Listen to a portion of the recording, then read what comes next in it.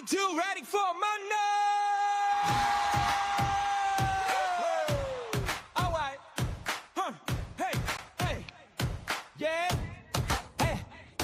Monday rolls in, we slide in the frame. Coach Lucas on deck, Kiri on name. From the G-Long zone, we bring that spark. Big ideas, big laughs, all heart. Coffee in hand, but the vibe is alive. Every week we pull up, everybody thrive. Hot takes, cool moves, let the whole town know. When the mics go live, you're ready to go. Say it loud, say it right. With the sound of the Monday night. Turn it up, don't let it fade. Here comes the show, let it play. Monday FUNDAY show. Monday FUNDAY show. Coach Lucas, Kiri, run the whole day, oh. Monday FUNDAY show. Monday FUNDAY show. G-Long zone we go. Everybody know.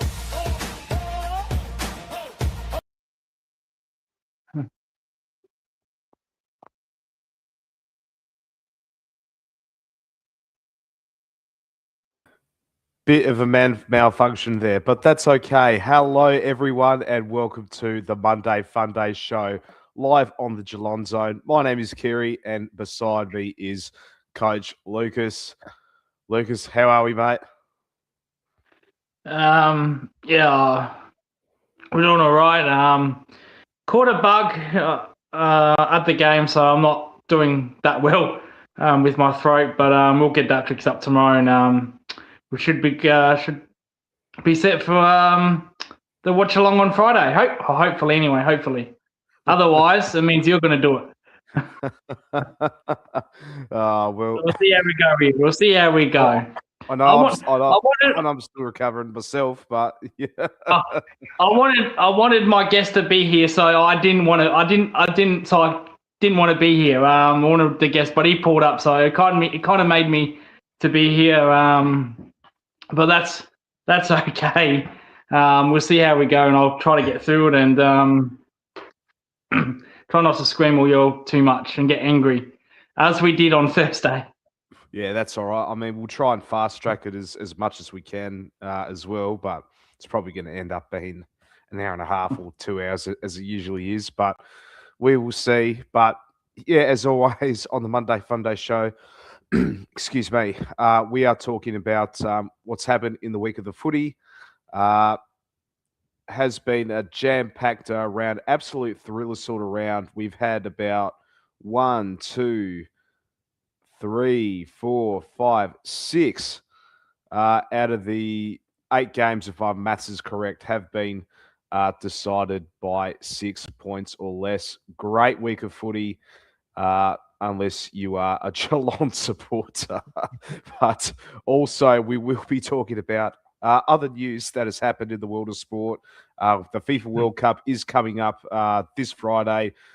NBA finals. I know you want to talk about a bit of the MotoGP and the tennis as well, Lucas. So we are going to put some plugs into that as well. And also the weekly sports quiz by The Guardian, which is finally back.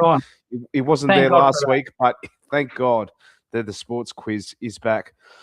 I shouldn't complain. I shouldn't complain. I won last week. So I really shouldn't complain. You did win last week, but it wasn't really a sports quiz. It was sort of a pop culture sort of thing by the ABC. But we had to scramble up something last minute because, for some reason, The Guardian didn't release it yet. But that's okay.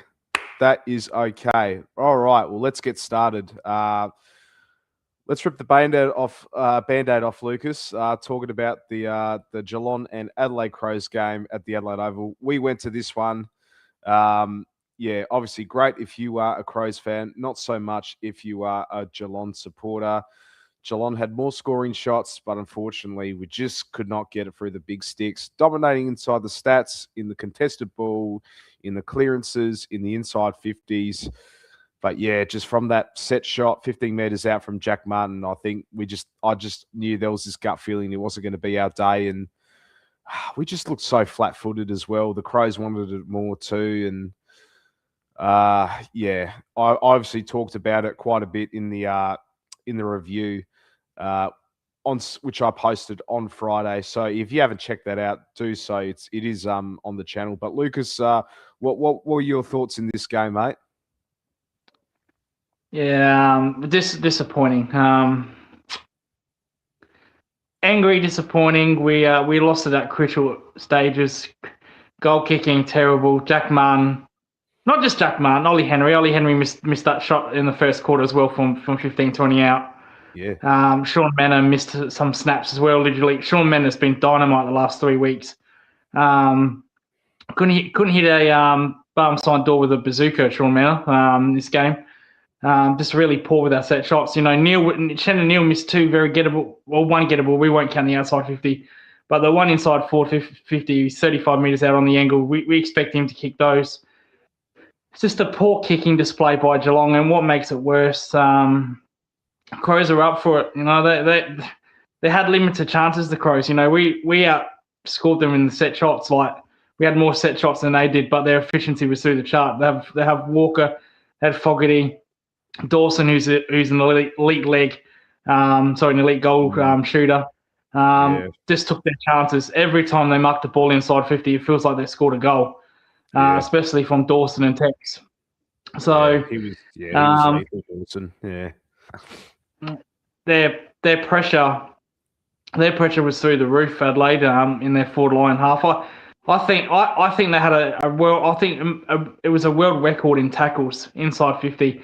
I think they had 20 plus tackles inside 50. Which I'll get to actually, which I also talked about in the review as well. Could be wrong. No. You're spot on there. So minus 28 in tackles. So the Crows wanted it more, and it just goes to show that we just didn't want it. And 22-9 in inside 50. I absolutely hate that. Like, if you lose the game, at least you got to lead the tackle count. But it just shows that we didn't want it at all. There's no pressure whatsoever. I do think we are missing, players like Tyson Stengel, not just on scoreboard wise, but also his forward half pressure as well.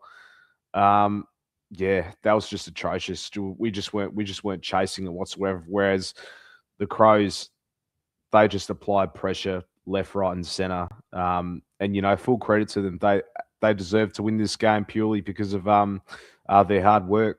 Because of that. But it's something that I absolutely hated from Geelong. And normally we're pretty good inside 50 as well when it comes to applying the pressure, but we just haven't been at it. I just don't know. Don't know what's going on. I don't know if it's a game plan tweak or anything, or it's just the attitude. We rock up. Oh yeah, we're going to go and win this game. But I didn't like that from Geelong at all. Player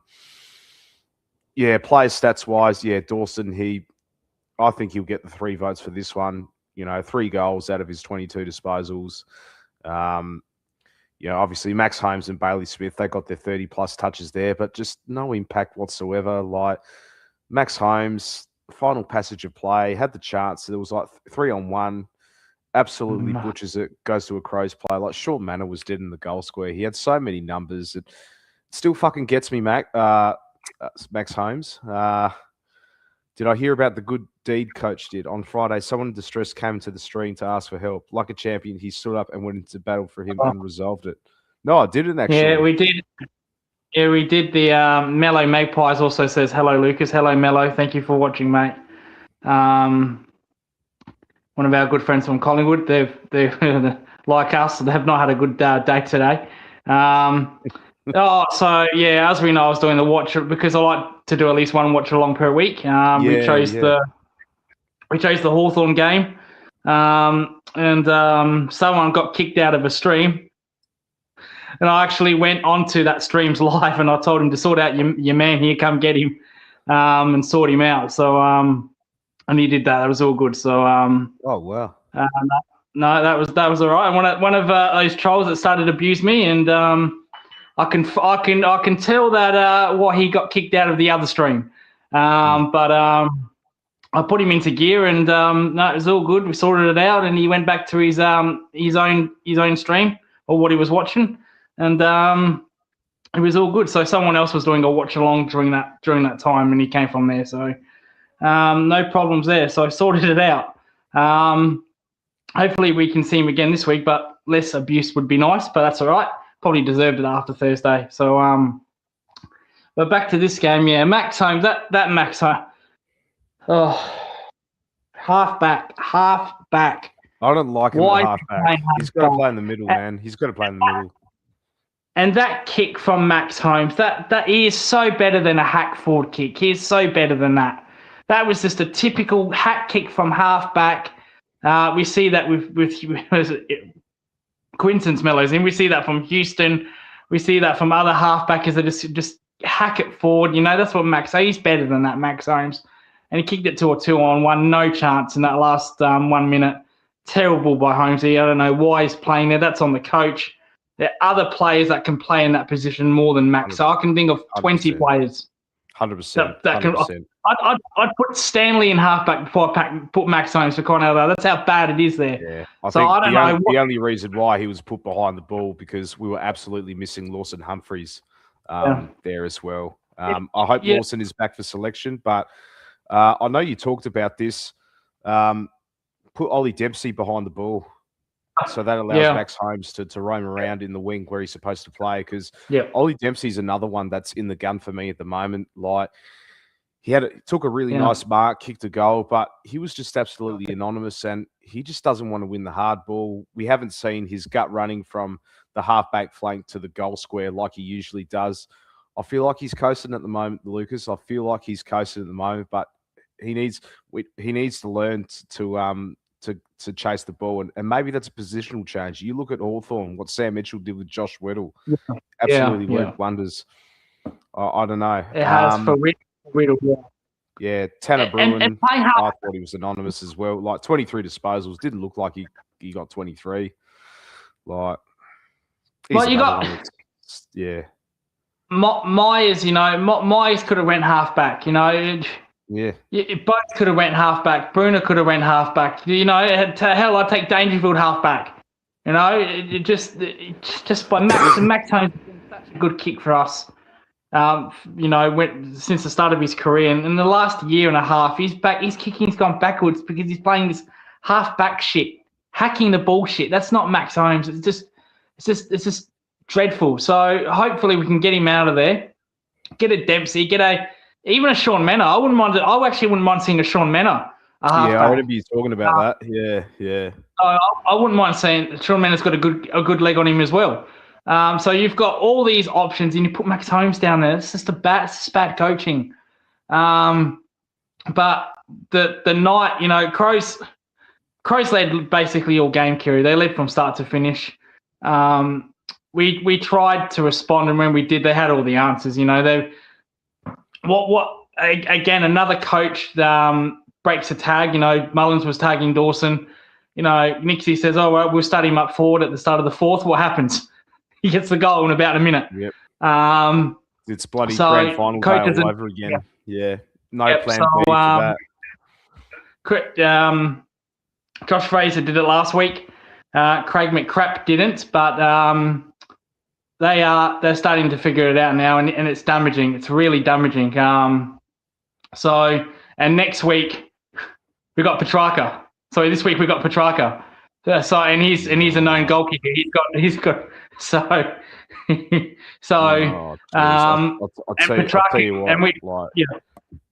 this is, you know, it is going to be at our home ground next week, but surely you think we'd learn our lesson from opening round? Surely, you know. You just can't let Mullins on Petrarca inside forward 50. You can't. You know, even Turk Miller kicks goals. Even Anderson kicks goals. Even Rorel kicks goals. They all kick. They all have the ability to break a tag and go up forward. Yeah. Do you even play Mullins this week? Oh, I don't think you should. I don't think you should play Mullins. You don't think you should play Mullins? I think we should go with another attacking midfielder. I like to see a George Stevens in there. Not that he's an attacking midfielder, but I like to see Stevens in there. I like to see a Nevitt in there. I like to see a Bruner in there. I just don't like Mullins. Yeah. When Mullins, like, again, but to take away his tagging, Mullins didn't hurt you two ways. He had a bad disposal game. So Yeah, he's not hurting he you. was far from his best against when I went to the Collingwood game at the MCG. Yeah. Yeah, far from his best. But I do like the idea of George Stevens. I reckon I'd give Tom Atkins a rest for this one. I thought, again, he was easily bypassed in the midfield again. He looks a bit spent. Mark Blitzarves, I think he needs a rest for a couple of weeks as well. Jake Kolodjasny's done. But Finish, mate. You're gone. Let's be real.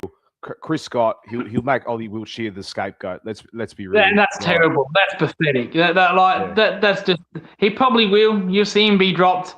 Yeah. But that's just the coach is out of his depth. He just doesn't know. Showing signs of delusion. Attacking the fans. That fan rant he went at about Adelaide Oval, Chris Scott. Mate, they've only been doing that at Adelaide Oval for 100 years. Going down the crowd. Multiple sport. What are you talking about? What are you talking about, mate? You're talking rubbish. It's the only and it's the only ground in Australia where the coaches actually go through the fans and all of that as well. I think. Hang on. SCG. I mean, they are a special bunch though, Adelaide fans. Though, let's be real. Like, they are a special bunch. Like we were there at the Sky City afterwards. You know, conversing with a few of them. But yeah, we up till 4 a.m. with that one. I think I'm on Chris Scott's. I think I'm on Chris Scott's side in this one. Truth be told, like, yeah, I think they are. I think they are a bunch of nuffies. Sorry, Crows fans, if you watch. Like, sorry, Lindy. No, they might be nuffies. We love you. Yeah, they might be nuffies. I think we can agree on that. They might be nuffies. You know, I think Port fans are nuffies as well. We can agree on. I think there's no argument from that. But just come out and have a rant like that when you've been doing it for 100 years at that Oval, I just think it's just a bit silly, really. And he had a go at the umpires last week, didn't he? So he's now deflecting blame on umpires now, or other things that are not part of the game plan. So. Big game. This is our biggest game for the season. Yeah, because if we lose this, well, that's it, isn't it? It's all over. So, well, then Fremantle will gonna absolutely put the final nail in the coffin as well. Like, yeah. So let's hope that's not the case. But you know, before we move on to the next game as well, a couple of positives. Sam De Koning, I thought was really good in the ruck. Got himself the 25 disposals. Got himself 16 hitouts, 11 clearances, the leading clearances in for the Geelong side as well. Another option in the ruck. Let's just hope he keeps up the consistency as well. Was handy down back too. And also Connor O'Sullivan, 24 disposals, 7 marks as well. He's been the shining light, especially down back as well. When all the chips are down, he's been constantly he doesn't give up. So we have some positive signs as well from the younger players. Let's move on to the next game. Moving on to the Friday night game where you did your watch-along, Lucas. That was the Western Bulldogs. They beat Hawthorn by 6 points in this one. I didn't watch much of this game, but judging from the stats, Hawthorn had more scoring shots. Again, bad kicking is bad footy. And the Bulldogs, they were efficient going up front. Yeah. Fill me in with that one, Coach. Oh, you love that. You love the Footscray song. Footscray, I do love it. And it's probably good to see that we're not playing the Hawthorn song this week, are we? So there's a bonus for that. I did my watch along here. A game where Hawthorn should have won. Look at that, 17 behind. 17, and this goes to show you. I've said this many times. They cannot win the premiership without Jack Gunston. They took a risk on Jack Gunston. They rested him for this game. He was, from what I was understanding, he was okay. They just rested him. So they took the punt, and it didn't pay off. Hardwick had a set shots, but he was terrible with his set shot goal kicking. Hardwick. So they need to fix up his target. His goal kicking. But yeah, Hawthorn led by 30 points at one stage, and you thought, here we go, they're gonna win by 50, 60 points. Game over, done by 3/4 time. Opposite, Footscray came out. They smashed them on the midfield. which is strange because there's, Hawthorn do have a very good midfield. Newcomb, I thought Newcomb had a very good game, a good defensive game. He's a good two-way player, Newcomb. He doesn't really get talked about much when you compare other midfielders to him. He does go back and do a lot of work. Will Day, kicked that big goal outside forward 50 again. So he's finding some form. But Footscray's run, Bont didn't have the best game disposal-wise. But Bailey Dale from half back, he was absolutely fantastic. He's no doubt going to get that 3 votes. Completely destroyed Hawthorn. Impey and Carl Amon just had a horrible day. And Dale just had a field day. Went up forward, kicked a goal as well. So not good enough. Ginnivan disposal say he had 26 touches, but where? He's been out of form the last 2 weeks, Jack Ginnivan, with his goals. He's there to kick goals.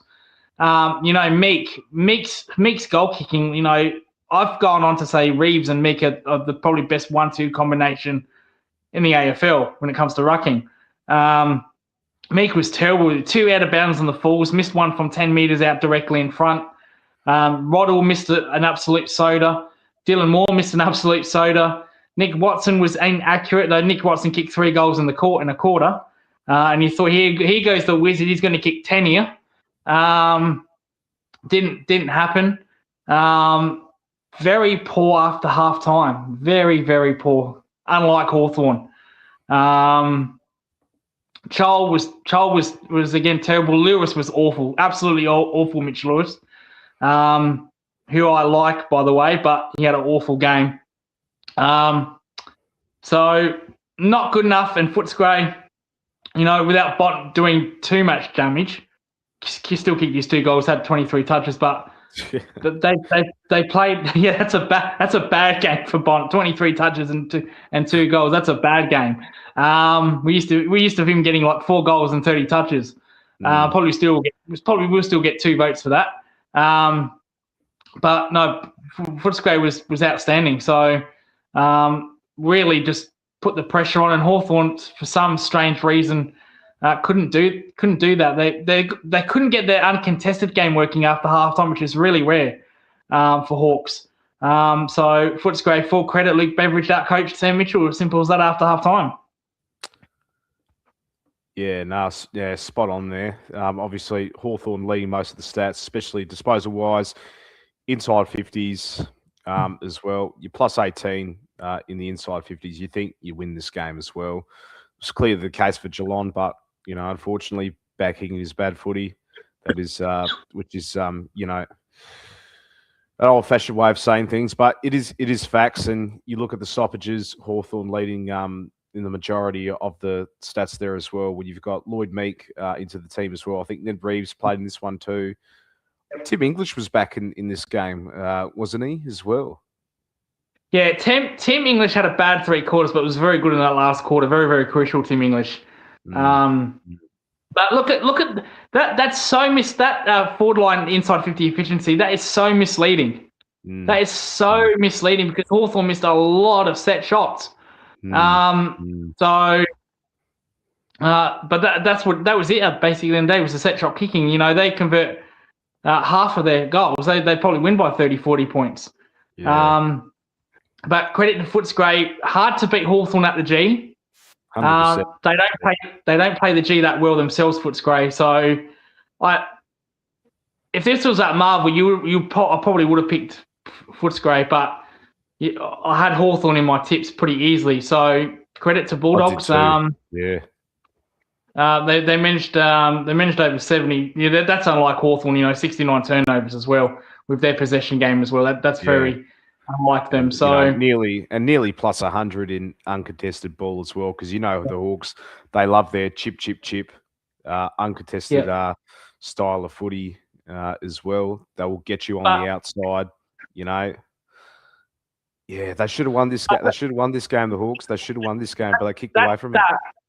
If you leave it right there at the scoring, that we don't really talk about this, but as bad as Hawthorn was, look at that by Footscray, 12-5. So they were extremely accurate, and that's what the difference was. Bad kicking, as you said, bad kicking is bad football. Hawthorn blew it, but the Dogs were pretty good after half time, and to win games of footy, you gotta compete for more than 2 quarters, and Hawthorn didn't do that. So yeah, full credit to them. Full credit to them, the Bulldogs. I think that's 2 wins for them on the trot now. Yes, they're getting players back. They got Treloar back. 3 wins. 3 wins on the 3 trot. wins. Yeah. So they are getting their players back. You know, they're getting the Treloar is coming back slowly. He played more minutes.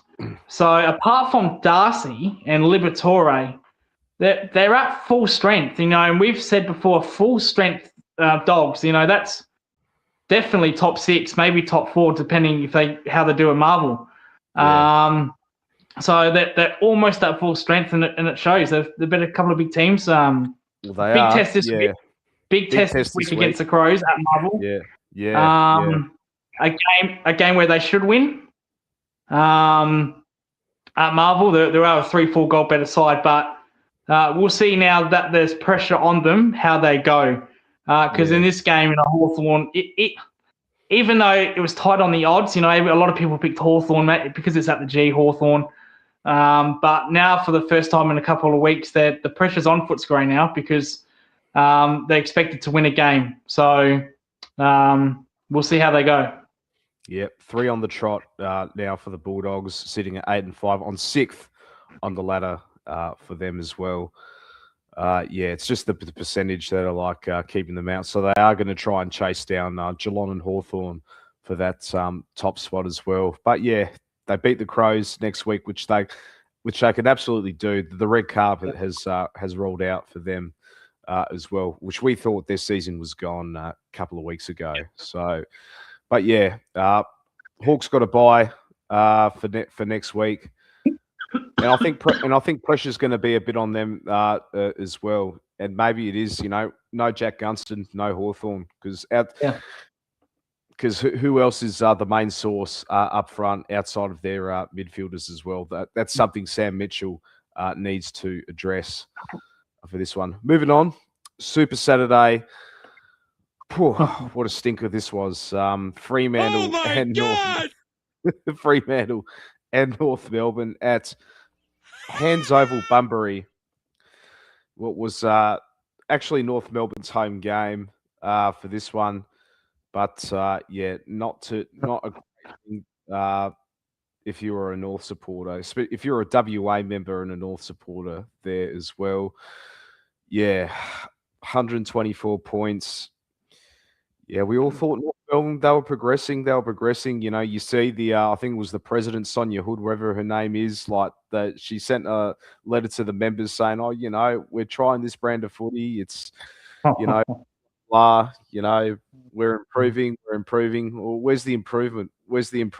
Like, you know, two steps forward, 10 steps backwards. That's just simple as that. And I think Alistair Clarkson, I think he's done. They can't sack him though, Lucas. They can't sack him because he's got another year left on his contract. But good grief, absolutely. I think he was doomed from the start. Alistair Clarkson at North Melbourne, like his game style's outdated. It's Mick Malthouse at Carlton 2.0, like, and results like these shows. It's like, look.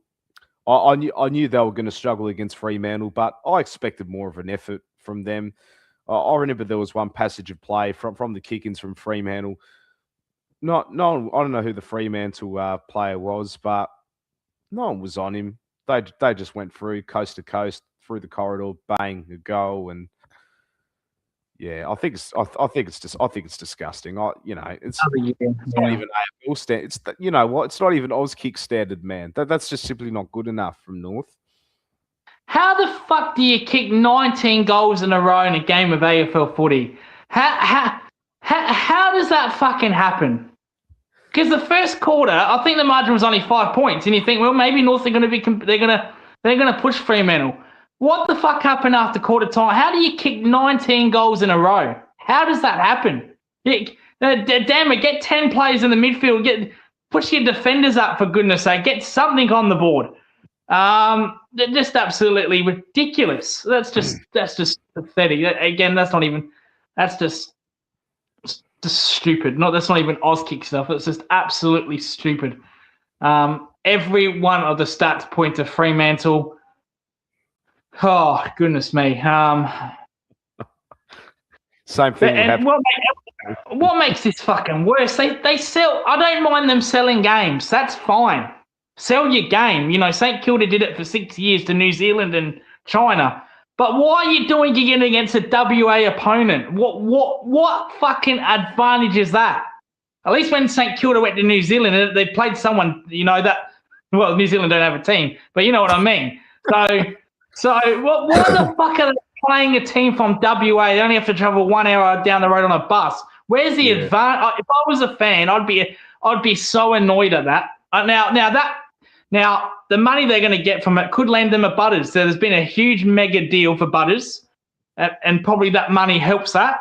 But where's at least play a Victorian team? Play Gold Coast down there. Play Sydney down. Play anyone that's not West Coast or Fremantle. It's just dumb. It's just absolute dumb by North. Why would you want that fixture? Surely you go to the AFL and say, you know what, we want to go to Bunbury, fine, but give us a Victorian opponent. That's just stupid, absolute stupid. And there were more. If you look in the crowd queue, there were more Freo fans than North fans. Yeah, no. How does that 100%. improve the club? Well, maybe North need geography lessons after all, because clearly they didn't get on the bus from the Perth airport. So, but they're so good at Marvel. This if they played that at Marvel, I'm not saying they would have won, but they would have been a lot more competitive, like they were against Sydney. They bet Gold Coast. Why would you take that advantage away and have no advantage? That doesn't make sense to me. It's just stupid. Absolute stupid. No problem them selling games, but just stupid that they're playing a WA team that has to travel 1 hour down the road on a bus. It's just ridiculous. Yeah. It's like saying if Geelong bloody sells their home game to the South Adelaide Footy Club in Noarlunga, and you got Crows and Port Adelaide, 45 minutes on the bus. Yeah. When I heard they were playing in Bunbury, I had no clue what that was. I thought it was a typo on the AFL. Well, we thought as well. As well. Yeah, I've got no idea. Yeah. I don't know much about WA myself, so no idea. Yeah. Well, we know now because it's only 1 hour and in no advantage. No, at least if you're if you want to play a WA team, at least make sure they don't have to travel one bloody hour. Make them travel 10 hours. It's like Gold Coast to Cairns. Make them at least travel some distance, for Christ's sake. Yeah. Maybe in Broome. I think that's like 4 or 5 hours up north from Perth. Yeah, that would be more appropriate. Go play home games up there. Goodness me. Yeah. Patrick Voss, could have had a massive day out. 4 goals for. Yep. But you got Murphy Reid, 2 goals, 1. Hayden Young, 2. This is a team without Caleb Saron at the moment, and Fremantle are finding ways to win this game as well. And gee whiz, absolute training drill for them. Luke Jackson, another enormous performance from him. Shai Bolton he's having an underrated season as well. Brayshaw got his 30. Josh Tracy, 4 goals straight. Has become a force up forward. Our man Jordan Clark, 19 disposals. Yeah. But look at their goal kickers. There's not one. Yeah. There isn't goal kickers that are kicking like 7 or 8 goals. It's they're playing as a team. It's team effort. Yeah, it just reminds me of just reminded me of that of the Geelong game when we played Richmond back in 2007. Yeah. Reminded me of that game. It was all a team effort. Everyone was scoring goals left, right, and centre. There wasn't a standout sort of performer. Yeah. They absolutely remind me of this Geelong 07 team, the way they play this attacking style of football. And there was one thing that's the criticism with Freo, they're too boring. They play this slow and sideways pedestrian sort of football, but now they're playing more attacking footy, and I'm absolutely loving what they're doing at the moment. And they're giving some huge problems to a lot of teams in the comp at the moment. This is completely different game style to what Justin Langer has been usually accustomed to. Full credit to him. That's 11 wins on the trot for them now. So they just can't stop winning. They just can't stop winning. I'm glad. It's sad that Justin Langer's now coaching in footy now, Kiri, and not cricket. Justin Longmire. I said Longmuir. I thought you said Langer. Oh, jeez. Oh, Jesus. Maybe wrong. Could be. Probably have to find that in the replay. I'll tell you what though. Just a Langham would be a good footy coach. That's for sure. Oh, Old school. Yeah. Get some Yes.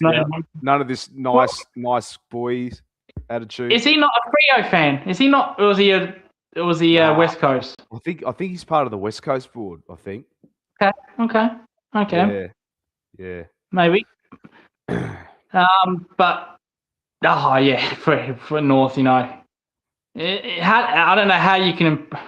They're good at Marvel, but how are you going to develop when you got players like Simpkin, LDU, but they're nowhere near the ball.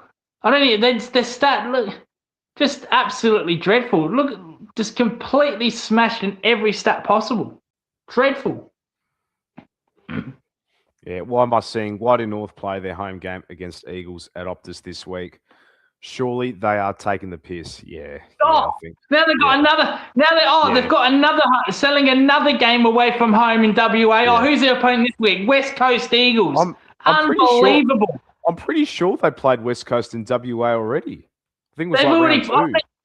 I think they already played. So this is just stupid. This is just taking the absolute. You might need a scoreboard check that. I know they haven't played West Coast. I swear. But where was hold that? on. Hold on, let me get it up. Was it Gather Round? Might have been Gather Round. They played Geelong together. No, they did. They played West Coast in round 2. They lost by 17 points. Stupid. It's ridiculous. You are fucking kidding. They are. So they're playing West Coast in Optus Stadium again. What the fuck are they doing? What are they doing, man? That is crap. But it's a North Melbourne home game now.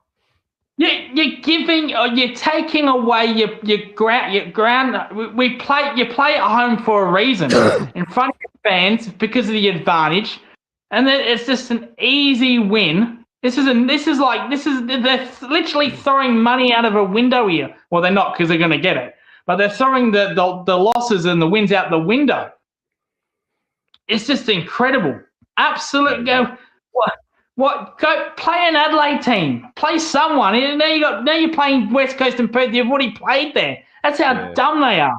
I mean, absolutely. I remember in COVID they had a GMHBA. They had a Sydney and West Coast game, but it was a Sydney home game. But they played West Coast. They didn't play Geelong. So I agree with your point there. Play a non-WA team. 100%. Yeah, who's a WA team who's a non-WA team that doesn't travel to WA much? Who? Collingwood. It's funny how we knew that. Play a Collingwood or GWS and Gold Coast. They hardly play there. Yeah. Go invite them down there to play. Yeah. You know, teams that don't really Mellow Magpies, if you're still watching this, your man Scott Pendlebury, he's going to play in Bunbury next year. Yes. Well, I just heard that he's retired. Yeah. Well, I just heard he's retired now after hearing that. Or he'll be managed for his 450th. But it's just stupid, just taking the piss, aren't they? Setting their club back 3 years then. But look at the tackles. They won the tackles. Nah, that's bullshit. Even. Nah, come on. Yeah. I think Freo must have put the cue in the rack at some point. Yeah, sure. Well, actually, it might make sense because all the time all the ball that Freo had actually might make sense because they seem to have it all game. That is the most bizarre. They won the tackle count. That is the most bizarre thing I've ever seen in 150 as well. Nah, that is bizarre. Absolute garbage game. Let's put that in the bin. We'll move on to the Q Clash. The Brisbane Lions, they beat the Gold Coast Suns by 31 points at the People First Stadium. North basically went to WA to have a picnic. Don't Freo have a bye this week? Yeah. What bye? Why having a bye? You just had a fucking bye. Goodness me. No bye. They just had a training session. Yeah. Oh, Captain's run. Yeah. goodness me. But yeah, the People First Stadium, what was a fortress at the Gold Coast, is no longer the case. Brisbane Lions, they snap their losing streak to get themselves back on the winners board for this one. Logan Morris, 7 goals. He had unbelievable performance, well deserved for the I forgot what the name of the medal was, so I'll call it the Q Clash medal. Oh, the Ashcroft medal, was it Ashcroft? Ashcroft medal, yeah. I nearly said showcase. Despite Ashcroft never playing for Gold Coast, but anyway, that's the way it is. Yeah. But yeah, Brisbane did what they had to do for this one. Yeah. Cracks are showing at the Gold Coast, I think, as well, Lucas, because they didn't start well in this one. We know how good they are at the Gold Coast, but maybe they're not that team that we thought that they were in that opening month. I didn't expect this. It's one of those where it's not really an upset because it is in Queensland and Brisbane didn't have to travel. But I thought this would be the motivation game. And what I mean by that is that this is the game where Brisbane is going to fold. This is where you can say, yeah, they've won they've played in their 3 grand finals. That's it. They're done. No, they just started out the blocks with a bang. Lachie Neale had an outstanding game. No problems with his form, Lachie Neale. He's been good, Lachie Neale, this year. I know Brisbane haven't travelled that well, but with all the problems he's having off field, his on-field stuff's pretty good. Logan Moore, 7 goals. John Noble continued from half-back. He's been outstanding this year, John Noble, from half-back. But we've said this in the past with Gold Coast. Year after year, they look $1 million from rounds 1 to 6. Yep. $1 million. And then after that, the sun fades. That's what the sun does not always shine there in Gold Coast land. It's just a mystery how this continues to happen. It happened under Stuart Dew, even Stuart Dew. Early rounds, they were fantastic. Then they went away. It's happened with Damien Hardwick. I don't get it. I don't understand. Yeah. Is it Guy McKenna as well before Gary Abertine had his injury? Yeah. Well, they had a good game against Collingwood when Abertine got injured, and we thought, Jesus, then they just went away. I don't know if it's the humidity up there, the fitness. That it's so weird. Personally, I don't think so, Lucas, because that is their environment.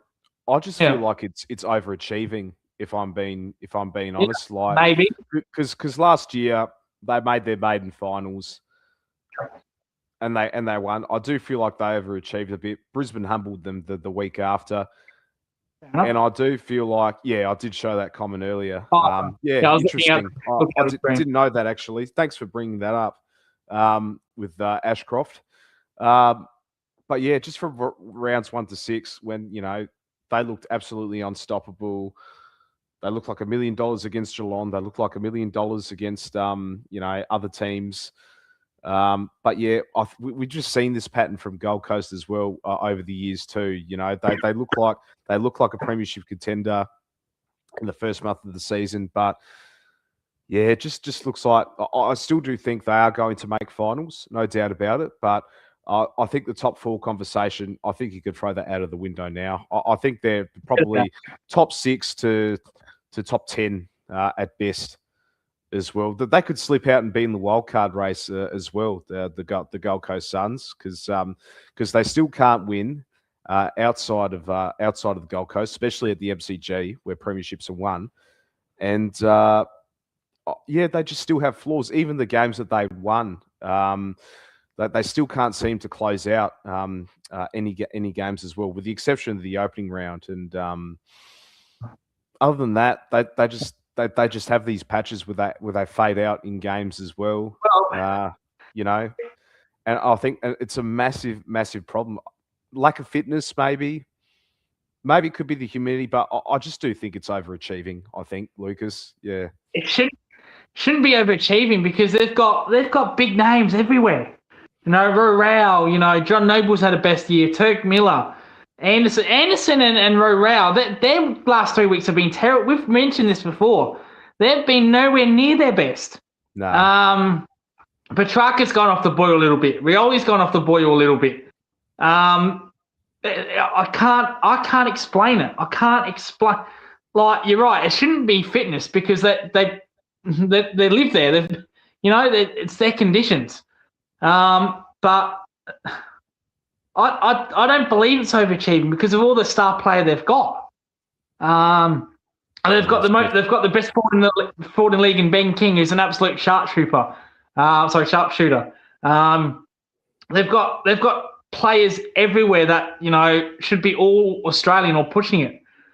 But you mentioned even against even when they've been winning, they've been struggling. Let's go back to I think round 6 or 7 where they played Essendon at MCG.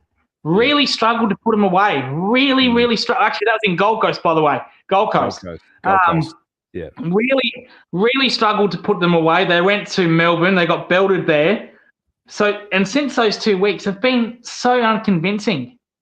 So unconvincing. I don't understand it because when they play fast footy, they are unstoppable. We know they're absolutely dynamite.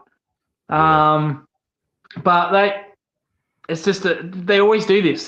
First 6 weeks, give them the flag, and then the rounds after that, back to being awful. And then the back end of the season, they win a couple of games, but it's too late. Literally, it's too late. I think they lost to Port Adelaide last year in the back end of the season, I think. Correct. Where a game they had to win, or not win because they played fucking AFL gave them the biggest break ever. They made them play Essendon in that stupid round, which had no business playing Essendon at that time. And plus, it was Travis Boak's last game. Of course, Port Adelaide were going to play the grand final there as well. But if it weren't for that extra fixture, 100%. They wouldn't have made finals. They only got in finals because of that Essendon team. So strange. They 100%. Brought in Petrarca to stop to give him stability, and Petrarca himself looked $1 million. He looked like he was going to win the Brownlow. It was going to be one. Forget about Dacos. Forget about Bont. Petrarca was going to win away. I don't think Petrarca played this game. He did play this game. He got 20 disposals and he got himself a goal. Way below his best. So even Petrarca's best. Yeah. Even Petrarca's struggling up there. Every position you look, they've got A grade as elite players. So I don't know what's going on there. And it's not the coach because they've got about 100 bloody coaches. And they've got a good coach as it is now that went through that rebuild phase with Richmond. So maybe it's fitness. Maybe they need to look at their fitness program. They do play fast footy. But, yeah, this was a terrible result. And a big game this week, a big game, because if they lose that, well, then they're definitely top four's done for them. So they've got a lot on the line this week. Yeah, a lot on the line for both Geelong and the Gold Coast Suns as well. The stakes could not be higher for both these clubs as well. I don't know if you talked about this because I zoned out a little bit, Lucas, but Sir 98 says 100% the Gold Coast Suns will go for merit. Were you talking about that? No, I didn't. No. Zach Merritt, no, that's news to me. Okay. Yeah. Maybe. Yeah. I think he'll go to. I think they might go for him, but I think there's only one place where Zach wants to go, and that's Hawthorn. So I think Gold Coast can bid as much as they want. But look at that! Look at that inside 450. Now you remember the first 2 weeks of the season, right? They were averaging 70, and we said if they get 70 every week, they'll win every single game. So they're way below par, way below par. When it comes to getting the ball in there. So, and they've got a midfielder, Rao, Anderson, Turk Miller. So it just doesn't make sense why that's pathetic.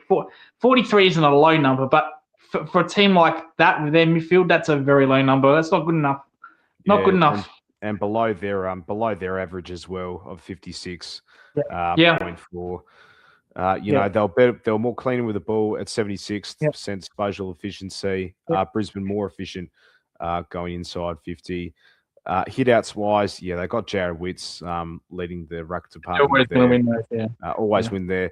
But, yeah, but the clearances, this is crazy as well, especially in the centre and the stoppage. Yeah. What you talked about, your Petrarcas, your Andersons, your Rows, your Took Millers, they got the full arsenal, the midfield. But, yeah, Lockie Neal just single-handedly winning the centre clearances for them as well. That's quite remarkable too.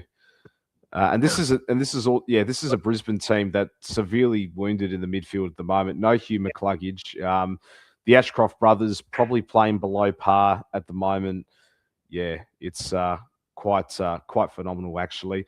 Why would you go to a team that has the same colours and pish and shit? Ask Lucas for that one. Ask Lucas for that one. The wizard. No, I think because I think he wants to win a premiership. That's the only reason why he wants to leave Essendon's premiership. And Zach Merritt's been there long enough anyway. They've wasted a lot of careers, Essendon. To be fair, not just Merritt. So I'm surprised Caddy will be in that conversation soon if they don't start winning. Yeah, you want to go? Yeah. We'll talk about that later on as well. Moving on to the rest of the stats, we'll just go through these. Brisbane leading the contested ball, Gold Coast on the outside. The marks, relatively even Stevens there, and the scoring shots. You know, Brisbane with more. Had they kicked straight, it could have been absolutely ugly for the Suns right there. But I think, the damage was done. Like Logan Morris, he did what he had to do with his 7 goals there. Yeah, this year, like what we talked about with the Geelong Crows game, with the tackle count, Brisbane were absolutely hungry. They were playing like the Devils was possessed. They knew they had everything on the line for them as well. And when you apply the pressure, the Suns crumble, and that certainly was the case as well. Plus. So the Gold Coast, they average 52 tackles. They only managed 35. That's just poor. Well below par there. And normally your players like, Matt Rao, he does it 2 ways as well. Yes. Miller does as well. He's a tackling machine. Toke Miller. Yeah. Oh. Darcy Gardner has to be one of the worst key defenders in the comp. I'm convinced he can't tie his own shoelaces. Yeah. Anyway, we'll move on to the next game on Saturday, and that was up in the West again. The West Coast Eagles and Port Adelaide. It was the pair getting the job done by 6 points. They snapped their 4-game losing streak. Could have gone either way, Lucas. Could have gone either way. A few late calls that didn't favour the Eagles, but they got themselves to blame. West Coast, they've got themselves to blame. Jake Waterman couldn't bloody finish his dinner. He was doing his best Jack Darling impersonation, dropping marks here and there. But I tip West Coast for this one. I thought they were absolutely going to steamroll Port Adelaide in this game. But full credit to Port. They got the job done there. I actually enjoyed this game. It was deplorable in that first half. Like the skill levels in that one, it's not even Auskick levels, mate. It was just absolutely deplorable. I thought, geez, you can't have this game on a Saturday night. You should have had the Crows and Geelong game on the Saturday, this on the Thursday. Yeah. I was really shocked West Coast dropped Lindsay, who had 19 touches with 90% disposal efficiency. He is a Geelong boy. Lindsay. I don't know who this Lindsay bloke is. If you could clarify that on the chat, Sir 98, that'd be great. But but as soon as Ruben Jimby went off for that one, I thought West Coast lost composure in this game. He held Mitch Georgiades like a glove. Only held him to the 1 goal. And Tim Kelly, he played one of his better games. He's having a good season, Tim Kelly. 26 disposals. Yeah. Got himself 6 clearances. We talked about Jake Waterman. He got himself 3 goals too. Horn Francis, very good for Port Adelaide. 3 goals, 1. Yeah. Great in the midfield and up forward. He absolutely hurts you as well. That's Another good news, midfielder that can kick goals. Yeah. Jace Burgoyne was good. Jordan Sweet, he stood tall there. Willem Dersma, he's putting in the case for the Rising Star this year.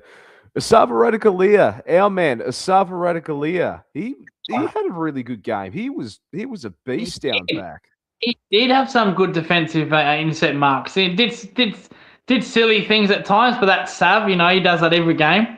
But he was really solid with Aaliyah down back. So yeah, that's probably one thing to watch out for Port. Good old Savvy getting down there. But yeah, this was a very high quality game in the first half, and then teams got tired. But this was a good game to watch, a very good game to watch. Didn't expect it. I thought this would be a very slow, boring kind of game. Though I did pick West Coast because it was in Perth. But yeah, West Coast had a few, like Harley Reid. Harley Reid missed that great late chance with the snapper who snapped 10 metres out. Yeah. Had so many. Waterman was terrible. He used to be a dead-eye Waterman along with Georgiades. They used to be 2 dead-eyes, but their goal kicking's gone backwards. I don't know what's going on there. Butters again had a good game. But yeah, the man of the match for me in this game was the Hornet. Midfield, then he went up forward, kicked 3 goals. He was the difference for me. The Hornet has landed or liftoff. But Jace Burgoyne had a high possession game, so he's doing pretty well, Jace. He's another good young player that I like at Port. Yeah. Another. He didn't do too much this game, but geez, Cochrane. He's a big boy now. He's put on a lot of muscle, Cochrane. He has. Yeah. So when he last played, he used to be like a skinny little midget, but he's beefed up. He's a big boy. So kicked the 1 goal. But the game did change when what's Jimby? Yeah, whole quad injury. He's out for the season. Looks like out for the season. Yeah, he looks like he's done, doesn't he? Yeah. Yeah. At least it's not a hamstring because you don't really have multiple quad injuries. So it's probably only 1 saving grace. It's not a soft tissue hamstring, which we thought it was. We thought it'd be one of those off the bone hamstrings where he's definitely out for the season and out for 2, 3, 4 months.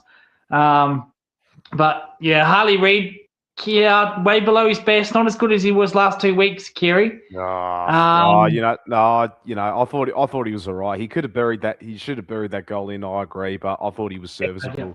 Harley Reid. Sir 98, I'll go for a few of his comments. Josh Lindsay, a first rounder in this year's draft, left footer, halfback flanker, played at Geelong Falcons. Yeah, don't know much about him, Lindsay, but another Falcon we'd love to bring home this one. Thank you for that. I like the look of that West Coast key forward, Shanahan. Vic clubs will be chasing him soon. Yeah. I remember seeing Shanahan in the gather round game when we went, Lucas. He was quite good in that one. And if we don't make a play for Aaron Cadman or Nate Caddy, maybe we look at him. Who knows? If Shanahan, if you like your farms, if you like your Ford Ranges and all of that. I think he's a city boy. I think he might be a city boy, but we can. Like with Butters. Butters is a proper city boy. Oh, yeah. So you never know. We might have to give him something else in the farm. Maybe who's a Geelong player that lives in the city? You never not many. know. They all live in bloody Geelong. He's a Bendigo boy. He will fit in the category. Done. He is a country boy after all. There you go. Bendigo, yeah. There you go. Yeah, there you go. We're going to get Harley Reid and we're going to get Joe Shanahan. Boom. Yeah. Boom. Destination club. And Tim Kelly, if you want to come back and win a premiership as well. That's sad. We trade him and win the flag, don't we? That's a bit sad, but I have a soft spot for Timmy. He's playing some really good footy, as you mentioned. This is probably one of his better seasons because last year, Kiri, he got dropped at least 6-7 times. He was terrible. But good to see him have a good year. Yeah, yeah. No, 100%. Who was I talking about? Yeah. We talked about Georgiades. Yeah. Who else from Port? Tom Marshall. He went down up forward, back up Oh, yeah. forward in this one. So the defender experiment's experiment over. is over Yep. for Josh Carr. Tim Kelly has 2 first names. That's a bit greedy. But no, they are playing more kids, Port Adelaide, aren't they? They are playing a lot more kids. They are. Yeah, yeah. Dude, and he's had a good year for Port. He's had an underrated year, dude. I think he's Yeah. their leading goal kicker at the moment for Port. At the He moment, might be, yes. yeah. If not Georgiades, certainly him. So, Yep. but yeah, but yeah, but as you can see here, yeah, West Coast leading the disposals, more inside 50s. Yeah, statistically they should have won that game for this one. If it just weren't for bloody Waterman dropping the ball like a hot potato. Yeah. Port are struggling that much. Jason Horton-Francis may need to go back to North. Well, I think that was the case when they got pumped by them in round 1 at Marvel Stadium. So he was probably having some second thoughts right there. We'll get Baz onto that one. Onto that one. I'm sure Baz will take him back. Baz, if you're watching, mate, where are you? Disappeared off Twitter ever since the Arsenal loss. Oh. We love you, mate. We love you, mate. Check this out. The efficiency inside 50. Well, hang on. I've got a welcome to country song for him. I've been dying to play it. I need the right person to come on. So, Baz, since you're on about it all the time, we'll just come on for 5 minutes so I can get it out of the way. Please, we beg of you.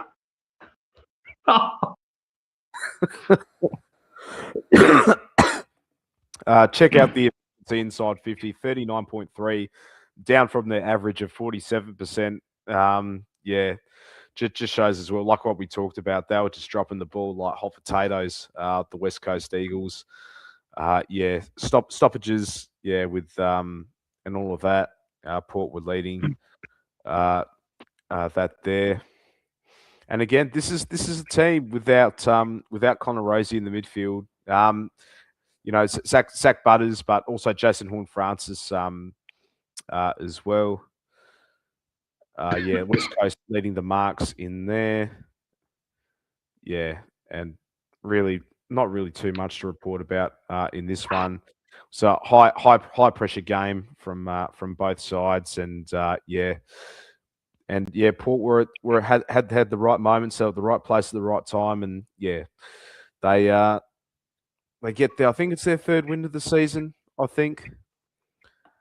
Sir 98. Where will Butters go? I think the Doggies.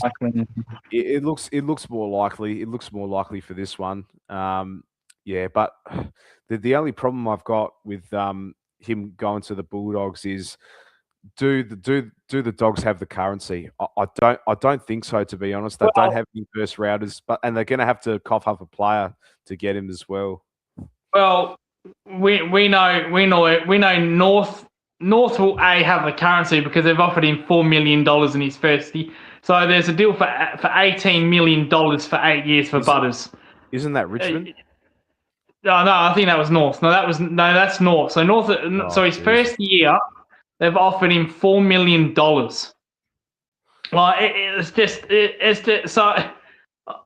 If Butters takes that, that's only for his career's gone. His career's done. He's just playing for cash. Yeah. But $4 million a year, you'd be mad to turn that down. You'd be absolutely. Yeah, it's a no-win-win situation. There's no way Port will match that offer, and you're spot on right there, Sir 98. Port definitely needs picks to get Doggy Cochrane, who is predicted to go pick 1, and he's out of the Port Adelaide Academy as well. Yeah, and that's why I can't see he's going to leave Port Adelaide. They want to go hard for Doggy Cochrane, so North will have trade capital. They'll have a top 5 pick. So another first. So they'll have it, because remember, Butters is a restricted, so he just can't say, well, I want to go here, I'll walk and go here. No, that doesn't that's not how it works. Yeah. So Port, when it comes to the mid-season trade, yes, Butters can walk for free, but if Port could send Butters to Gold Coast, because he's a restricted free agent, they could send him anywhere. And so it's not like Butters will say, send me here or I walk. Port can say, well, fine, you can walk through the draft, but we can tell you where to go. So if North Melbourne say, here's a top 3 pick, here's a top 10er, that probably would be enough to get Cochrane, because Port would go to Essendon and say, well, here's a top 3, here's a top 10, here's our first rounder.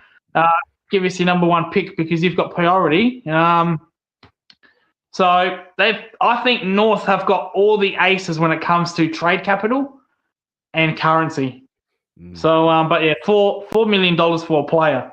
That's just crazy stuff. Yeah, it has gone mad. Absolutely has gone mad. Yeah, Port will match any offers, so clubs have to trade to get Butters. Yeah, you could be right there. Yeah, we will wait and see what will happen in the trade period in October. Moving on to Sunday, two games on Sunday because we had the game today, the public holiday, and hope you all have enjoying your long weekend, unless you're living in WA or Queensland. Richmond is in the best spot for Butters. Personally, I don't think so. Richmond, they're a team that's 5 or 10 years away at the moment, but yeah, it's just like this is the other thing too. It's just like I think Butters will absolutely want to go for a payday, but at the end of the day, he's going to go. He wants to go and chase for a premiership as well, and that comes to 2 teams. It's going to come to Geelong, and it's going to come to the Western Bulldogs. I mean, I do agree. You have to be mad. You can turn down $4 million a year, but do you really? It's just like, who's that? I'm trying to think. There was some player like that in the AFL. It was nearly $1 million a year. Fucking Mitch McGovern at Carlton, got a massive payday there. Massive payday there. So, I could be wrong. If anyone could think, put it in the chat below. Some ridiculous sort of contract, and we know how Carlton are going. Well, Carlton have turned a corner. We will talk about that later. Better than us. But before we talk about that, we will talk about this one: the Sydney Swans and St Kilda. It's the Swans by 2 points at the SCG. We saw some attacking football for the Saints. They were up by as much as 20 to 30 points in this one. But after halftime, Ross the boss shut up shop because we're not going to play attacking football for 4 quarters. That's not the St Kilda way. And right at the death, the Sydney Swans they snatched this one. This is the most frustrating game ever for a St Kilda fan. Must be pleading them to either A, get Ross the boss sacked, or B, to change his ways. They attacked Sydney, and Sydney, they just folded. They just didn't expect the pressure. St Kilda were outstanding in the first half. And I said to you, Kiri, I said, you wait, he'll go back to old defensive ways. They'll try to save the games that are winning it. Could have won this by 60, 70 points, St Kilda. They could have actually won this by 60 points. Sydney had 2 players on the bench, so they had injuries galore. And what does this old guy do? He just fucking plays defensive game. I think they only managed 4 goals after halftime, so that's just absolutely pathetic. And Sydney, at the SCG, adrenaline in the crowd got them in because they were shot. Heaney had I know he didn't kick the goal, but he was responsible for that clearance that Sarong kicked the goal. It's just another disappointing game for Ross the boss. Millions and millions of dollars on his list. You've got Sydney on the ropes, and you go back to your old defensive. Kiri, and you know what, Kiri? They don't even have the players to play that style. Look at the way he attacks. when he attacks, their players enjoy it. Nasai enjoys it. He likes free roaming. Jack McRae, free roaming. They have the players that want to attack. They don't want to fucking defend. They haven't got the style for that. The players don't like it. I'm surprised that after this game, their players haven't protested and said we want this guy gone. Yeah. So it's so frustrating and a shame because they played such good footy for one half and then he went back to his old ways. Why? Why do you do that? Hugo Garcia, Max Hall, these are young kids. They played so well attacking football. Sinclair's had a good year. He likes to run and dash. And then he goes back to defensive ways. Bradley Hill's not a defender by any means. Bradley Hill doesn't do any defensive running. They all want to attack, and he plays this way, and you think, geez, they look $1 million. And then he goes back to defensive, slow ball movement, conservative wing play. Doesn't benefit their team because they've got no players for that. It's just confusing, absolutely confusing why he does it. It's arrogancy and stubbornness with this manager, Ross the Boss. They should have never lost this game, ever. Yeah, Blues and Bombers will approach Enright for the job. Saints may get rid of Ross to keep Enright at the club. I disagree because I've said this a few times as well.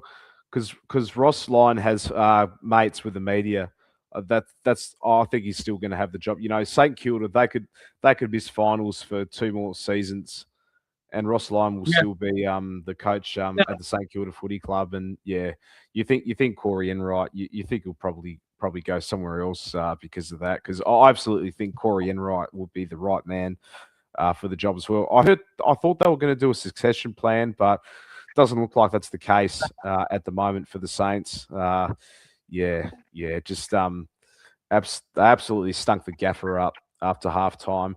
Heaney, Brownlow, I don't think so, to be honest, because they got players that will split votes as well. Because Chad Warner had a really good game. Blakey was good off the half-back flank. Yeah. So both Heaney and Warner kicked 2 goals this game. They both had 29 and 30 touches. How do you split them? Yeah. How do you split them? Like Warner had 500 meters game. Heaney had 400. They're going to take votes off each other. So, but yeah, could be. Pies inquired for Sam Mitchell for the coaching job before McRae. Hawks quickly reacted by getting rid of Clarko. Yeah, I do remember that actually. Yeah, because Clarko, he was supposed to coach out the end of 2021. That certainly wasn't the case, and that was partly why he stood down early as well. Because obviously Hawthorn, they knew Sam Mitchell was going to be the man to coach the Hawks going forward. May happen at the Saints as well. Yeah, you could be right. You could be right in this one. But yeah, But at the moment, I just don't see it having. It just looks like they are going to persist with Ross Lyon beyond 2027. I think he's contracted until the end of 2027. So I could be wrong here, but yeah, interesting times. Yeah. It certainly is. Like the amount of money they spend on that club, and just play mediocre football at the moment, middling side as they always are. Are you going to change? Yeah, when are they going to act like as a serious football club as well? Like, just an absolute joke. St Kilda. Let's go through a bit of the team stats in this one. Sydney got more of the ball, had it more in their territory inside 50. I just think it's partly because St Kilda playing more of that defensive sort of game as well. In the stoppages, same sort of thing. Plus 10 in the clearances. Quite surprised with that from the Saints, and in the stoppage as well. Rowan Marshall and Tom DeConing. They're a big clearance team, St Kilda, aren't they? They're averaging 36 clearance, so that's pretty big. Pretty big. But so that tells you they've got the midfield for that to win the ball first go. But because he plays that defensive horrible game, they go nowhere with it. They go absolutely nowhere with it. Yeah, this sideways pedestrian sort of football. It's the Harambal of the AFL. That's what I'd call Yeah, it, Lucas. Yeah, that's it. He's the Mikel Arteta of the AFL world. Ross the boss. And check this out. Time in front. You should win this game. You should be able to win this game in this one. Like 33 points up in front. 33 points. 33 against points. Sydney. 33 points. In Sydney. I said about 20 to 30 points. 33 points was the most they led in this one. Sydney don't lose at SCG, and you were up by 33 points after half time. Kidding yourselves. Absolute jokers, this club, and that guy with his coaching style. Yeah.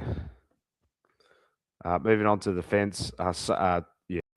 Tackles relatively even Stevens there, and the bounces and 1%ers don't really care about, to be honest. But Sydney's still in the top 2 at the moment. But new season. But with his defence, let's say Ross the boss comes out and says, we just want a defence all the time, fine. But I'm confused. Yeah. Isn't part of being a good defensive team is to stop teams from kicking high scores like 100 points? Yeah. And they still conceded 100 points? He doesn't even do that. Yeah. He doesn't even do that. They still conceded 100 points as well. And he's another coach like Alistair Clarkson as well. His game plan's all outdated. He's out of touch as well. But again, he's only still in there because of his mates in the media. He's not going anywhere. Could say him the same. Carlton. My club. You a Carlton man, Sir 98? Well, that's a TPJ member there. So I'd hope so. I would assume so. He's a TJP member. I wouldn't have a clue. Well, I do because they let me know about it. I get more opposition fans on this channel than fucking Geelong fans. What does that say? What does that say about you? Sorry. You're a big Carlton man. You're a big Carlton man. Well, yeah. I was in a Collingwood stream fucking yesterday that went for fucking 100 hours. And I was what does that say? What does that say about Geelong and the other Geelong content channels and me? We don't get along, I'm mixed with other opposition fans. It's really sad, really. But it is the way it is. Next game, Kiri. It is what it is. Well, Sir 98, you're in for a treat, my friend. Your Carlton, especially when we lost to these mob anyway. Yeah. Your Carlton Blues 4 in a row. Josh Fraser's the man. I reckon Josh Fraser's that. Scotty, if you're watching this, mate, I reckon you got to persist with this guy. Doesn't want it though. They may never lose a game. They may never lose another game. They're going to go away with the grand final. Imagine Rocco on the fucking. You'll be calling me every day, Rocco and Bo. Fucking hell, that's something. Even I don't want to see that. I love those guys. I love them, but even I don't want to see that. So someone beat him. Who have they got this week? Someone surely beat him. End him. This is, mark my words, we will not beat the Giants. Giants. Well, is that's in Melbourne, isn't it? Because this was a home game for Essendon where they might beat the Giants. They might. The bye. They've got the bye, then the Giants. So they get a week off. Oh, that's fantastic. They got a week off. 4 in a row and get it off. In Sydney. Sydney. Okay. Ooh. There's your big test. There's your big test. If you could beat Port Adelaide, the Adelaide Oval, anything's possible. So, because we can't win there anymore, but Carlton can. So, it's like they took the talent, the monsters, and Space Jam. So they did. That's it. Well, if they beat the Giants, well then, book your tickets for grand finals. book them for September. Fucking flies. I'm getting flies everywhere here. It's bloody ridiculous. But bloody Essendon, they were up in the majority of this game as well. But yeah, just goes to show they can't play 4 quarters of footy at the moment. Bloody Zach Merritt, he bloody sold this game like bloody Victor Wembanyama in the NBA Finals, man. Good Lord. Yeah. This Essendon team, they're just imploding at the moment, aren't they? George Hewitt, 27 disposals, got himself a goal. Blake Acres got himself 22. Praddy Cripps, relatively quiet game, but that doesn't matter. All the other players stood up. Where's our man, Mr. Jagger Smith? Jagger Smith had 24. So, yeah, relatively good game from him. Yeah. Francis Evans, our man as well, got himself the 11 disposals. Frank the Tank. Yep. How did old Mitch McGovern go? What did Mitch McGovern do? I thought he had a very quiet game, Mitch. Mitch McGovern was very quiet. He only had the 9 disposals. So there you go. Well, it's actually sad. That's how pathetic Essendon are. So the first quarter, the first half, Carlton were awful, terrible. Turned the ball over. Cripps and Walsh, calling for handballs. They weren't even there to be called. Turning it over, and Essendon's 450. But that's how pathetic Essendon are. Despite that, how awful Carlton were. They only had one good quarter, Carlton, and they won the game. That's how pathetic Essendon are. Seriously. You only have to play one good quarter against them lot, and you'll win the game. Sir 98 says Dan Gorrin should be our next coach. Sack that dozer real quick. I love Harry Dean when he moved him out. When he moved out of him, he went up to his dad Peter and he said, "Dad, you are now the man of the house." How did so Patrick Cripps 23 disposals, 1 goal there, average game from Cripps. How about the Carlton B graders? So what did Chera? What did Chera get? And Chera and Newman get. Chera got 18. Newman got 23. Well, they had a field day against bloody us, didn't they? Yeah, bloody Ben Mackay, who's been playing down back normally for the Bombers, he went up forward. Yeah. He kicked bloody. He was all right. He was all right. He kicked 2 goals too. So how about Scott's man, Billy? Was it Billy? What's his name? Billy. I forgot his name. Go up a bit. Billy Wilson. Go up. Yeah. 24 How did he disposals. go? 24 disposals from Billy. So, Scott praised him a lot. Yeah, he was down. So. Yeah. So, okay, fair enough.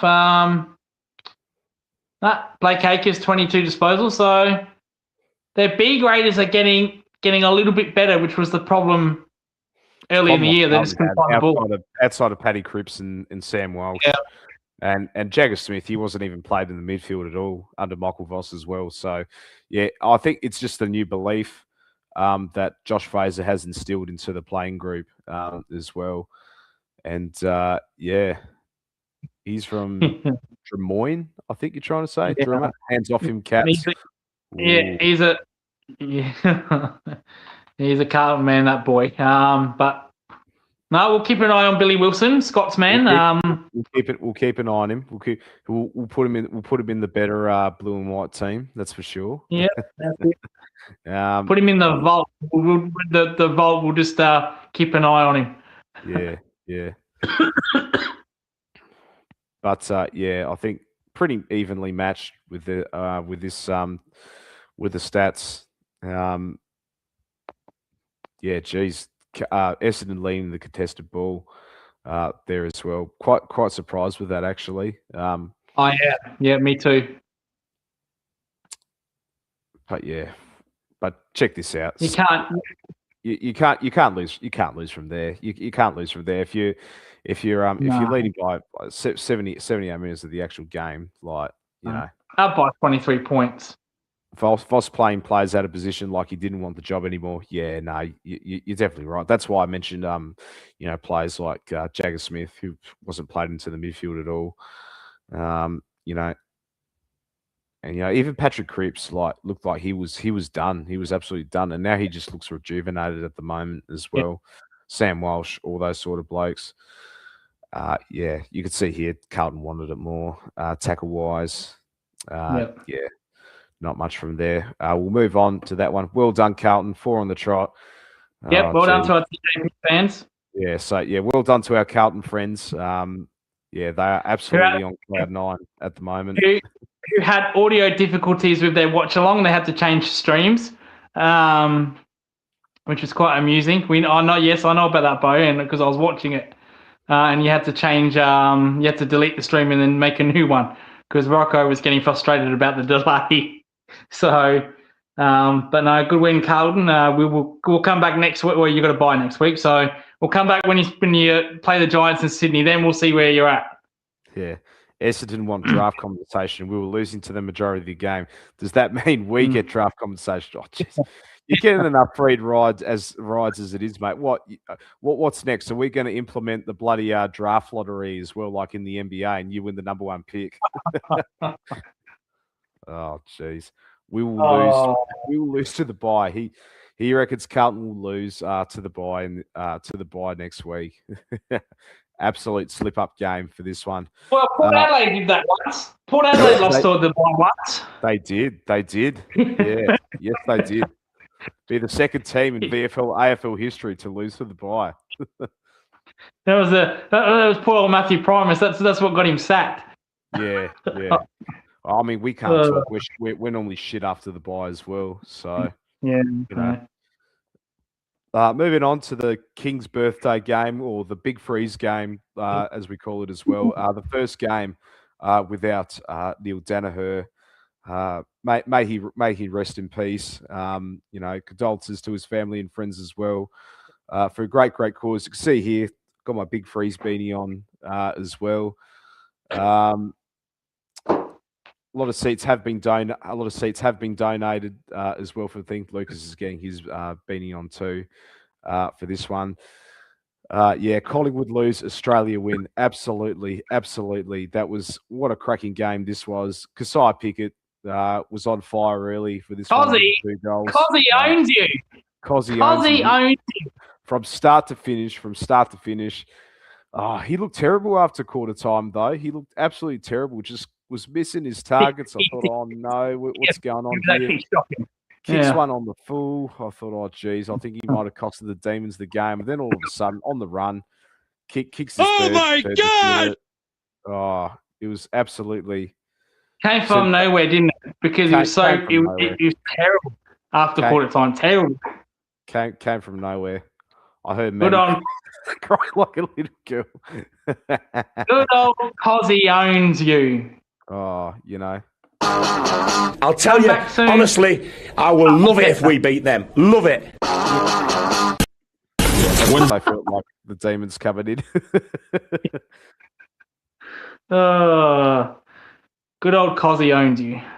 Yeah. But yeah, got himself the 28 disposal. Nick Dacos, good game from him. 35 disposals, 2 goals. His brother as well, got himself 30, mainly behind the ball in this one. Max Gorn was brilliant in the ruck. Yep. Yeah. You were saying something? Yeah, who won the medal? Pickett, I think. Cozzy. Yeah, he got. Yeah, I saw him do a speech at the end.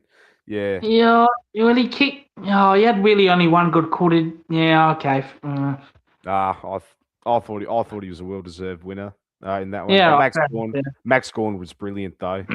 46 hit out, 6 clearances. He's put in an All-Australian season. Age doesn't define Max goal.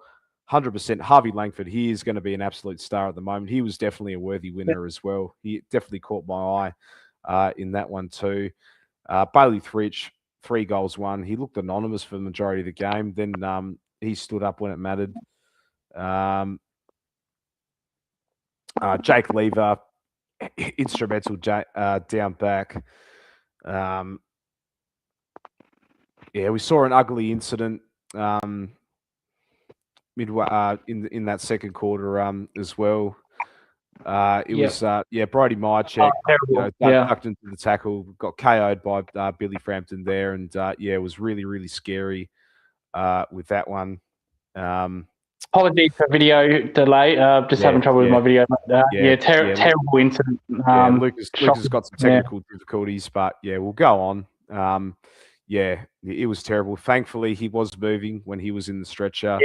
Unfortunately, he was sent to the hospital there. So hopefully, it's nothing too serious from there. Bad ones, haven't we? We've had good news that we've had, like with Norton. Remember Norton's one? We thought, oh my god. Yeah. And then he plays a week later. let's just hope it's a similar situation like that as exactly. well. He coms back to the field real soon. Yeah, Billy Frampton. He's he should bloody be part of the WWE. You know, he's not a fucking footballer. Like, you know, he did a DTT on him. Yeah, 100%. Like, yeah, no, it was fucking dreadful. Other Collingwood players, Jordan De Goey. I thought he was good for the Pies as well. He kicked a couple of goals. Jeez, his month has been good, hasn't it? Scott Pendlebury, bit quiet from his usual standards. Your man, Tim Membry, what's happened to him? What has happened to him? Oh, he didn't have his best game, did he? Didn't have his best game. Didn't have his best game. Yeah, but Buller, they've got another good forward. Yeah, I like him. He's pretty good there. Buller took some contested marks against Max Gawn. Too good. Yeah, he was pretty good, wasn't he? He was. Problem is, McRae doesn't really play him as much, do they? He plays him, then drops him, then drops him, then plays him. So he just needs a run of games, that kid. But every time Melbourne got close, Collingwood responded, didn't they? And you'd feel like they've done enough. But the last 5 minutes, they just turned the ball over too much. Collingwood, they just folded under pressure. Maynard, a horrible arm injury. Looks like he's out for the season. More injuries to the Pies, yeah. So they've got a long list. It's going to force McRae to play more kids as well and bloody realise, hey, you know, I've got these players in the VFL. They're absolutely working their backsides week in and week out. He's going to have to play them all now. But I did like the players like Jack Buller and all that. Angry Anderson as well. This is the thing with Collingwood. They like playing players with reputation over form, a bit like the Australian cricket team. Don't get me started with them fucking hell. Well, it's funny because he dropped. Well, he didn't drop. He managed. Geelong like using that word managed, but he managed side bottom. So he might be a while before he gets back inside. The stats there. I still think they should have won this. They really should have won this game.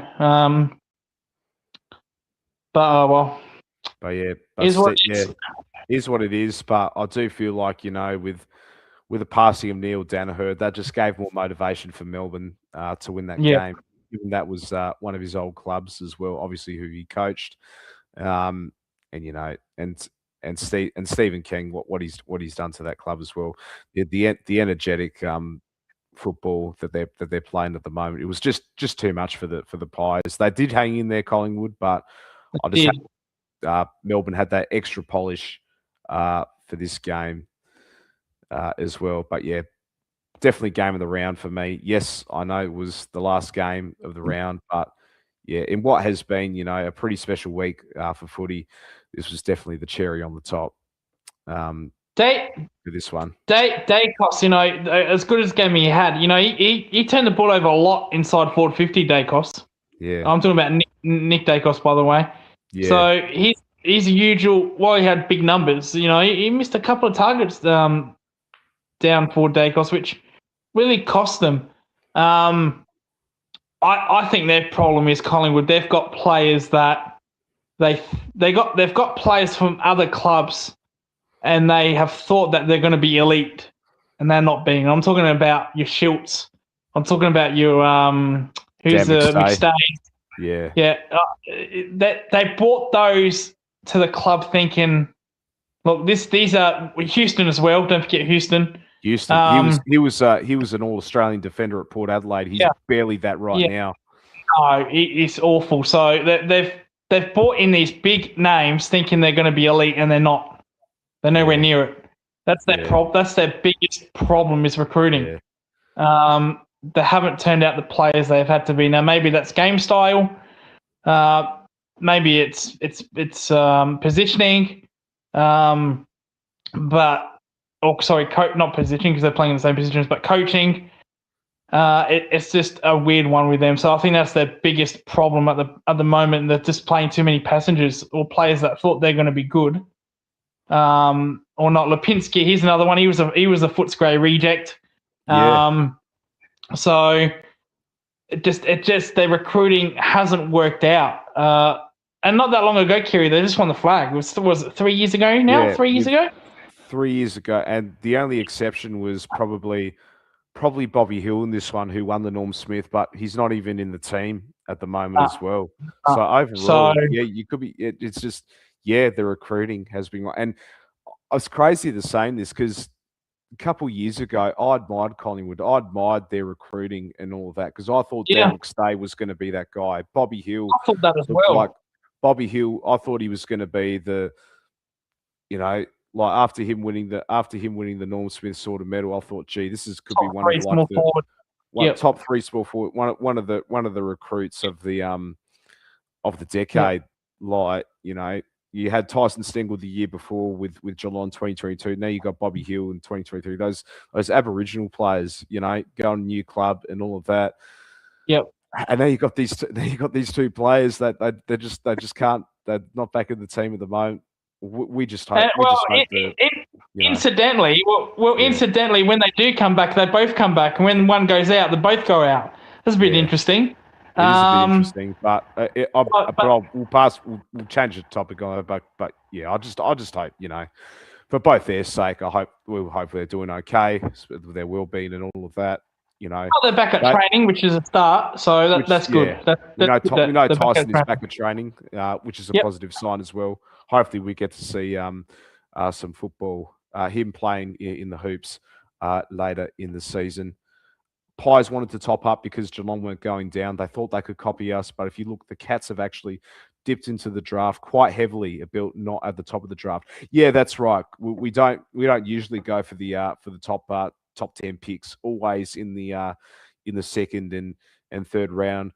Collingwood doesn't do that. They like you said, Lucas, they like to get those free agents. They like to go heavily in the trade, and because Collingwood's a destination club, everyone wants to play for Collingwood. They've got that aura. They've got that attractiveness as well. Geelong has that as well, but yeah, the problem with Collingwood is that they don't have the draft capital at the moment, which is a massive problem with them for all. They sold the farm to get Lockie Schultz. They sold the farm to get Houston. Oh, Dan Houston. Yeah. That's the problem Collingwood have got at the moment. Like, it's like they need to rebuild through the draft, but they haven't got the currency at the moment. And,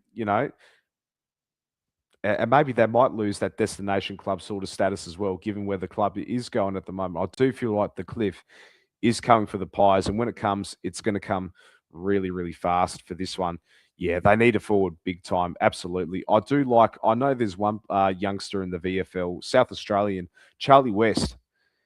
Oh, really, yes, really Westy. Yeah. How he doesn't get a game for the Pies, I absolutely don't know. They are looking at Jed Walder, I believe, at the Gold Coast. And Ben King. Maybe watch this space. Mitch Georgiades. I'm going to throw it out there. Depending how Port Adelaide go this season, I reckon you watch out. I reckon Mitch Georgiades, he'll go to the Pies. Watch this space. Yeah, see, I reckon George might go, but he'll go to West Coast or Freo because he's from there. You rarely see a player from Adelaide or Melbourne go to a Brisbane or Sydney, you know what I mean? So I'll rephrase that. So you rarely see a player that's from interstate that plays for a Vic team and goes somewhere else. They literally like to stay home or go back home. Ablett is probably the rare exception, but that's more fucking AFL with that one. Lockie Neal was from South Australia originally. He went to Brisbane. That's another rare exception. So he's gone from one interstate to another. So it rarely happens though. It rarely happens. I'm just trying to think of other players. Yeah. Ben King is the one they'll go for. Yeah, it could happen. I reckon it could happen. I reckon Ben King or either Jed Wilder at the Gold Coast. But don't write off Mitch Georgiades. Because Ollie Lord at Port Adelaide as well. I know he's ACL injury at the moment. The Pies were looking at him. But yeah, But are they willing to put in a long-term project into Ollie Ryans when they've got other young key forwards at the moment? Probably not, but he could be another outsider as well. But yeah, massive problem. Danaher and Draper did it, didn't they? They were from Victoria and they moved to interstate. Yeah. Draper especially another one. We thought he was going to go back to South Australia, maybe to the Crows, but he ended up going to Brisbane in that one. Yeah. Keep talking. I'm gonna charge my laptop. My laptop's about to die, so maybe give a couple more points of this game, then we'll move on. Yeah, we'll move on to the other sports. I'll actually check the banners. We might move on. We'll see what Kiri's got in here, because there are some things that Kiri may not want me to go through. I'll go through the MotoGP. I'll actually go through the MotoGP. So Marc Marquez, let me bring it up here. Let me push this to the top while Kiri charges his laptop. So MotoGP news. Marc Marquez, the Spanish rider, won the MotoGP Hungary. Marc Marquez, 9-time world champion, very prolific, considered one of the greatest MotoGP riders of all time, along with Rossi. He won the championship last year, Marquez, in an absolute canter. He won it with, I think, something like 6 races to go. Not having it his own way this year, but he's back to form. In his press conference, the Spaniard, he said that this race to win was really expensive. So he had arm problems. He actually crashed his bike in qualifying, and then he actually made pole position. Then he's gone on to win the race. So, yeah, good on Marquez. He's back in form, not leading the championship. Another Spanish riders. Look, that MotoGP is dominated by Spanish riders. Jorge Lorenzo before Marc Marquez. He used to win races all the time during the after the Stoner Valentino Rossi era. But now, good to see Marc Marquez back on form. I'll come back on camera. Hey, welcome back. Welcome back. Marc Marquez wins the Hungary Grand Prix. Kiri. Good stuff. We've got a question, but back to the footy. We'll move on to the rest of the sports news as well. If the Pies came for Polkinghorne, what would you want from them? I'll give you a moment, Lucas. In reality, we'd like to say a first rounder, but he's not playing, so we can't say that, because Collingwood will say, well, if you want a first rounder, we can get a forward that's at least playing in the AFL for a first rounder. So maybe at very best a second rounder, late second rounder. If he was playing and he was kicking goals, that's a different story. Yeah, because he's young. He hasn't played an AFL game yet, which is the problem. Yeah, and the problem is, Kerry, because when he's been available to be picked and he's not being picked, it's telling me that Geelong don't rate him, or they're waiting for an injury to happen. Like when Shannon Neal came into the AFL, Hawkins did his ankle, he came back in, he's kept his position. So probably a late second rounder, because he's not playing. Watch this space, depending with Jeremy Cameron, if he goes for surgery with that arm for that one. Yeah, if that's the end for, I think the only way Jay Polkinghorne gets into the side is either an injury between Shannon Neal or Jeremy Cameron. But watch this space with Jezza at the moment. Hello, Jezzalenko. Welcome to the show, mate. We will talk about your Spurs. What's going on, brother? What's going on? I've backed the Spurs. No. I've backed the Spurs. We did. The NBA finals. What happened here? Happened in game 2. It is the Knicks by a point, 105 to 104. The New York Knicks lead the series 2-0, and it's going to go back to the Madison Square Garden for this one. Not ideal to go over there if you're down the series 0-2. They're in uncharted territory at the moment, San Antonio. They don't want to be 0-3 in this one because, It could You be a will get sweep. sweep. It could be a sweep. I did watch the game. Yeah, I'm absolutely shattered as well. Jezza, it's Victor Wembanyama. Gee whiz, he had an opportunity to win the game. Turns it over, and then had a chance to make the winning shot, and he should have drove to the basket for this one. He's a 7'4" bloody flaggy alien. Use your body, man. Use your body. It's playing like a bloody guard. 2 Spurs first, 2 losses at home, and Cats lose all in the one weekend. Yeah, not a good weekend if you're a Geelong and San Antonio Spurs supporter. Yeah, we need Wemby for this one. I think we've lost Lucas. I think we've lost Lucas. Oh no, you're here. All right, Yeah. cool. I'm still here. Yeah. Yep. He's struggling at the moment. That's all right. Yeah. Spurs need to come back. Yeah, like I said, they're down 0-2. If they're down 0-3, it's going to be virtually impossible for them. But I'm back in the Spurs. Game 3 tomorrow. I wish it was today, Lucas. I wish it was today because I'm working tomorrow. I wish I was watching Game 3 tomorrow. Should have been. 10 a.m. Tuesday morning. One of those countries that don't celebrate the King's birthday, not part of the Commonwealth, America. Yeah, wherever you are in the country as well. Yeah, MSG are going to go mental. Oh, they're going mental right now. Win or lose this series, they're going to absolutely burn down the city in New York.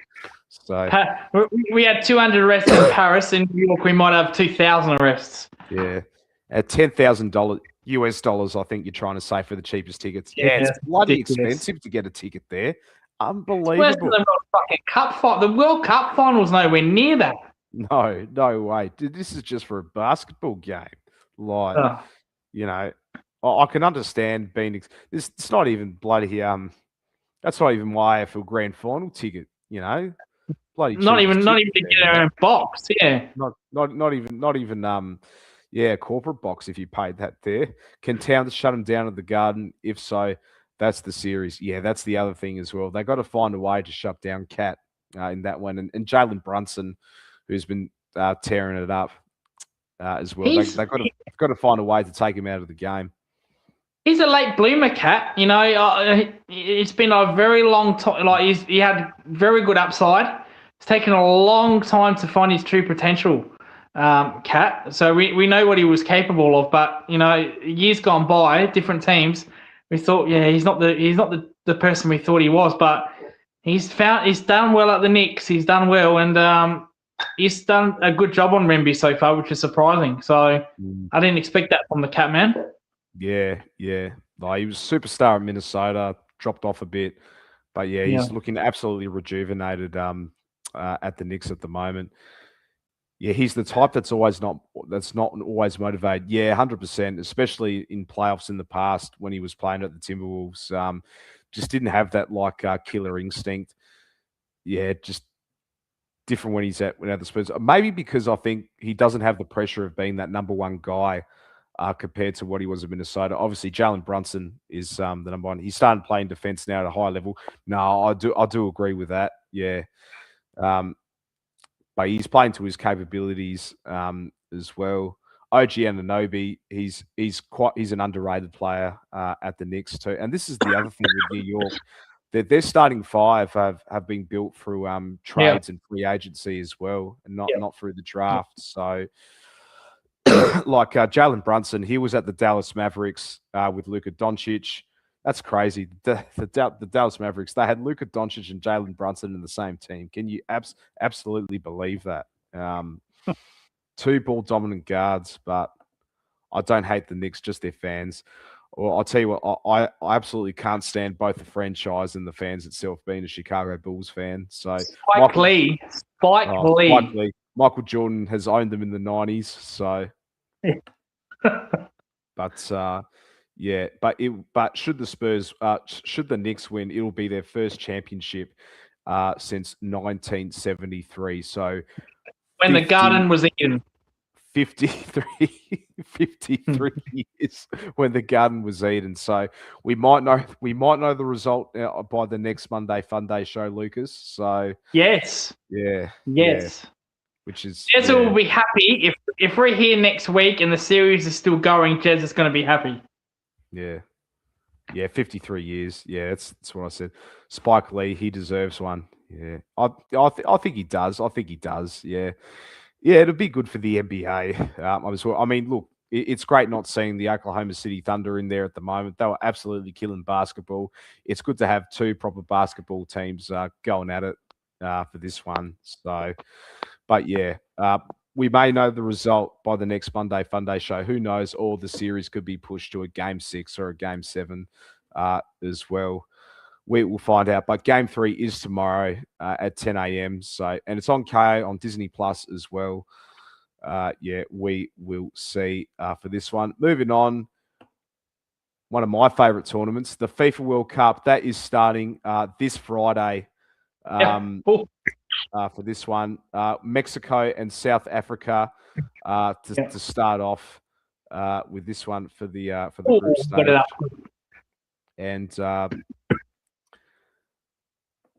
And before we talk about more about the World Cup, we will talk about the Socceroos and the Matildas. So the Socceroos, they lost 1-0 to Mexico and drew 1-1 to Switzerland in the warm-up matches. I just think as well, like especially the Switzerland sort of game. I did watch bits and pieces of it, like. Were absolutely atrocious in the first half. But as soon as we made some changes, we put Nestor Irankunda into the team and started to play an attacking sort of football. We eventually got the equaliser, and you know, this is just the frustrating thing with the Socceroos at the moment. We're more than capable of playing good football, but we're just not doing it. We're just not doing it from 90 minutes, especially the first half. If we only play one half of football, we're not going to get out of the group stage, whatsoever. It's a bit like Ross the Boss fucking coaching, like when we play attacking football, we're actually all right. But most of the fucking time we're playing that defensive, passive game. It just doesn't benefit us. Yeah. Yeah, the Socceroos have not played in many games together. It's a squad that needs games. Yeah, I do agree with that, but we got to form like an actual starting 11 because we can't rotate 50 bloody different players each game as well because that's no good for fluidity in the team. Which Tony Popovic has been doing. I can't believe Goodwin's not there. That's it. Unfortunately, because he was out with injury most of the year, he wasn't going to make it to the team. There's one player I wasn't happy, and he didn't make it to the squad, and that was Martin Boyle. We needed him in the team as well. Yeah. But we got Nestor Irankunda, Mohamed Toure, our boy. What's his name? Awa Mabil. So ex-Adelaide United players. Yep, our boy Loon Mabil, he is in as well. But yeah, we will see. We will see for that one. Unrelated to the World Cup, but we will talk about it anyway. That's the Matildas. They lost 1-0 to Mexico. I watched bits and pieces of that, and far out all this talent, Lucas, and they can't even score a goal. Like I do feel like this is a waste of a golden generation at the moment for this one. Kyra Cooney-Cross, she wasn't even in the squad for this one. You keep persisting players like Emily Van Egmond in the midfield as well. I'm sorry to say this, but the worst 200 games or how many games it was, absolute dud. Why it took about 80 minutes until the coach realised to take her off the bench. And this is like the Australian men's cricket team. Its reputation over form with this one. I don't even think we should be playing Sam Kerr or Caitlin Ford anymore because they're not at it either. We've got to play the kids in this one. We absolutely got to play the kids in this one. This is really sad because they're a fan base that gets bums on seats. Yeah.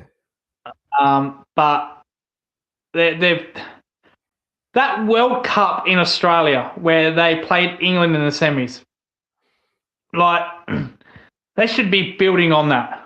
and they've gone backwards since that loss. They've gone nowhere. They've gone absolute backwards. They lost to Japan in the Asian Asia Cup, which, Japan football is so much better than Australia. But at that time in the world, we were in the top 5 during the World Cup. With that, 3 years ago, we should have absolutely hammered Japan. We've just wasted it. We had remember that Olympics where we conceded 7 goals against Zambia. I got up at 2 a.m. for that, and that was a work day. What a waste of time that was. Oh, we won the game. We won something like 8. So there was no defense. You might as well have had fucking 20 strikers on the pitch and no goalkeeper. That was a disaster Olympics when we got knocked out. We got knocked out to Sweden, I think it was. I think it was too. Yeah, long ago. So this is just our best ever generation wasted. Absolutely wasted. Got rid of. Yeah, we need another midfielder to step up to help with the team. Maybe a Chidiac or Gomez. Yes, Alex Chidiac. Yeah. She fell out of the team for some strange in the Olympics and in the Asian Cup. And all of a sudden she was playing and she was good. She was good, Chidiac. I liked her. She was great in the World Cup as well. For some strange reason, she fell out of the favour of the team. I do not know why. But I talked about Kairakuni Cross. She didn't play at all. But I agree with Carl. I agree with you on Caitlin Ford, Kerr, Russo, even Russo. Her last 2 years have been poor. I think they need to put Carpenter as captain, in my opinion. Carpenter's a workhorse. She does tremendous work forward and defence. Yeah. A player that I really admire. So I think they need to make a captain. Their centre backs are a mess. Just a complete wasted generation for me. Oh, and don't get me started on what's her name? I forgot her name. Mary Flower.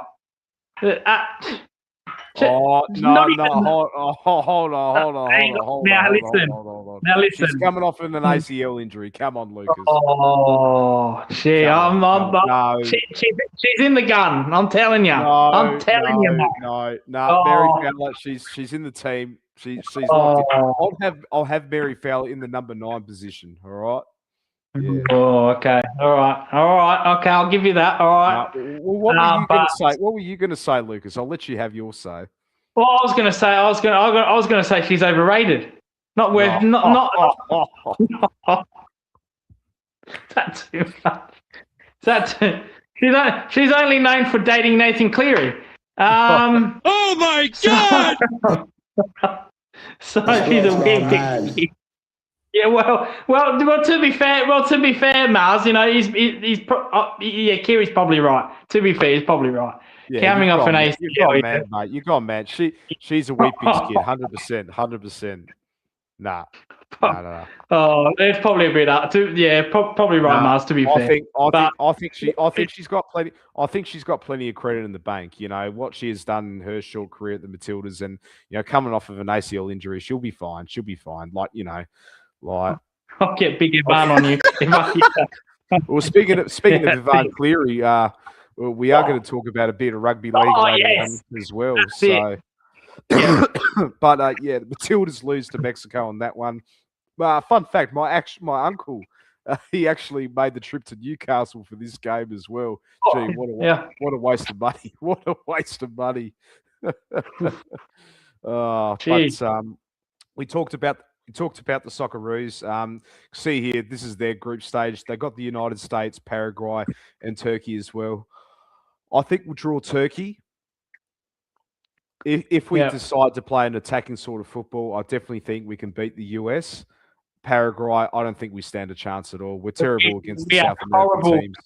We remember who did we play a couple of months ago in a warm up? Was it Chile? Oh no. Yeah. Colombia. Yeah, we lost that too. And then last time we played a South American team in the World Cup was Chile, and we lost 3-0. So we have horrible records against South American opponents. accepted when we're qualifying because we did beat them in a qualifier. What South American Rumors North is playing their next home game in the US? Well, they might find a US team to play there and lose that game. But Seattle Seahawks, the Super Bowl champions. Yeah, Seattle. Yes, yeah, in Seattle Stadium. Probably lose that as well. USA. The USA. They've got a lot of MOS players. The MOS is a good league. However, most of their players that are in their best, like the best players in the competition, are imports, like your Suarez, your Messi, your Busquets, your Carlos Velas. There's not much talent. There's not young talent coming through. Yes, like I said, MLS is a good league, but it's dominated by imports. So I don't know how we'll go. I think that's 50-50 for that one. But they are the host nation. Host nations usually do well. It's probably a good thing we're not playing them in the first round, like the first game. So, yeah, interesting that one. Turkey, I reckon we can get something from Turkey. I think we'll get a point. I think we'll scrape a point. Probably a 0-0 or 1-0 draw. Yeah.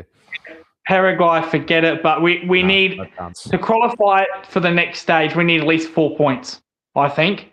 So we need to at least beat Turkey or USA and get a draw somewhere else. Yeah, that's tough. That's tough. That's how it's going to play. That's how it's going to play out. And like having to rely on other results too. But the first game, the Socceroos. I'll probably get up actually as well. Good timing as well. It's not like we have to get up at 2 or 3 in the morning to watch these games. I'll get them up here since we are talking about the World Cup. Where are we? We're Group D, aren't we? Yep. All right. So first game against Turkey. That's going to be on Sunday, the 14th of June at 1:30 p.m. Really, really good time. Good, yeah. Second one, Saturday. Unless you have to work. Unless you have to work, but I don't work on weekends, so that's all good. Saturday, that was against USA. Saturday, 20th June, 4:30 a.m. Yeah, reasonable time as well. I'm normally an early bird myself, so I'll be up for that. I'll probably watch. If I do miss my alarm, I'll watch the second half, 100%. And then the last one, 26th of June, 11:30 a.m. Oh, good times. We got good times. We got great times. What day is that? Oh, it's a fucking Friday. Oh, that might be. Oh, no chance for that for you. Early lunch break. Lunch break. Yeah. So we've been looked after here. It's not like we're playing on a Tuesday 3 a.m. here. So we've been looked after with the times. Our games on the weekend. I'll take it. I'll take it compared to compared to like our other World Cup. I know in Qatar. I remember we played France. I was able to only watch the first half in that one.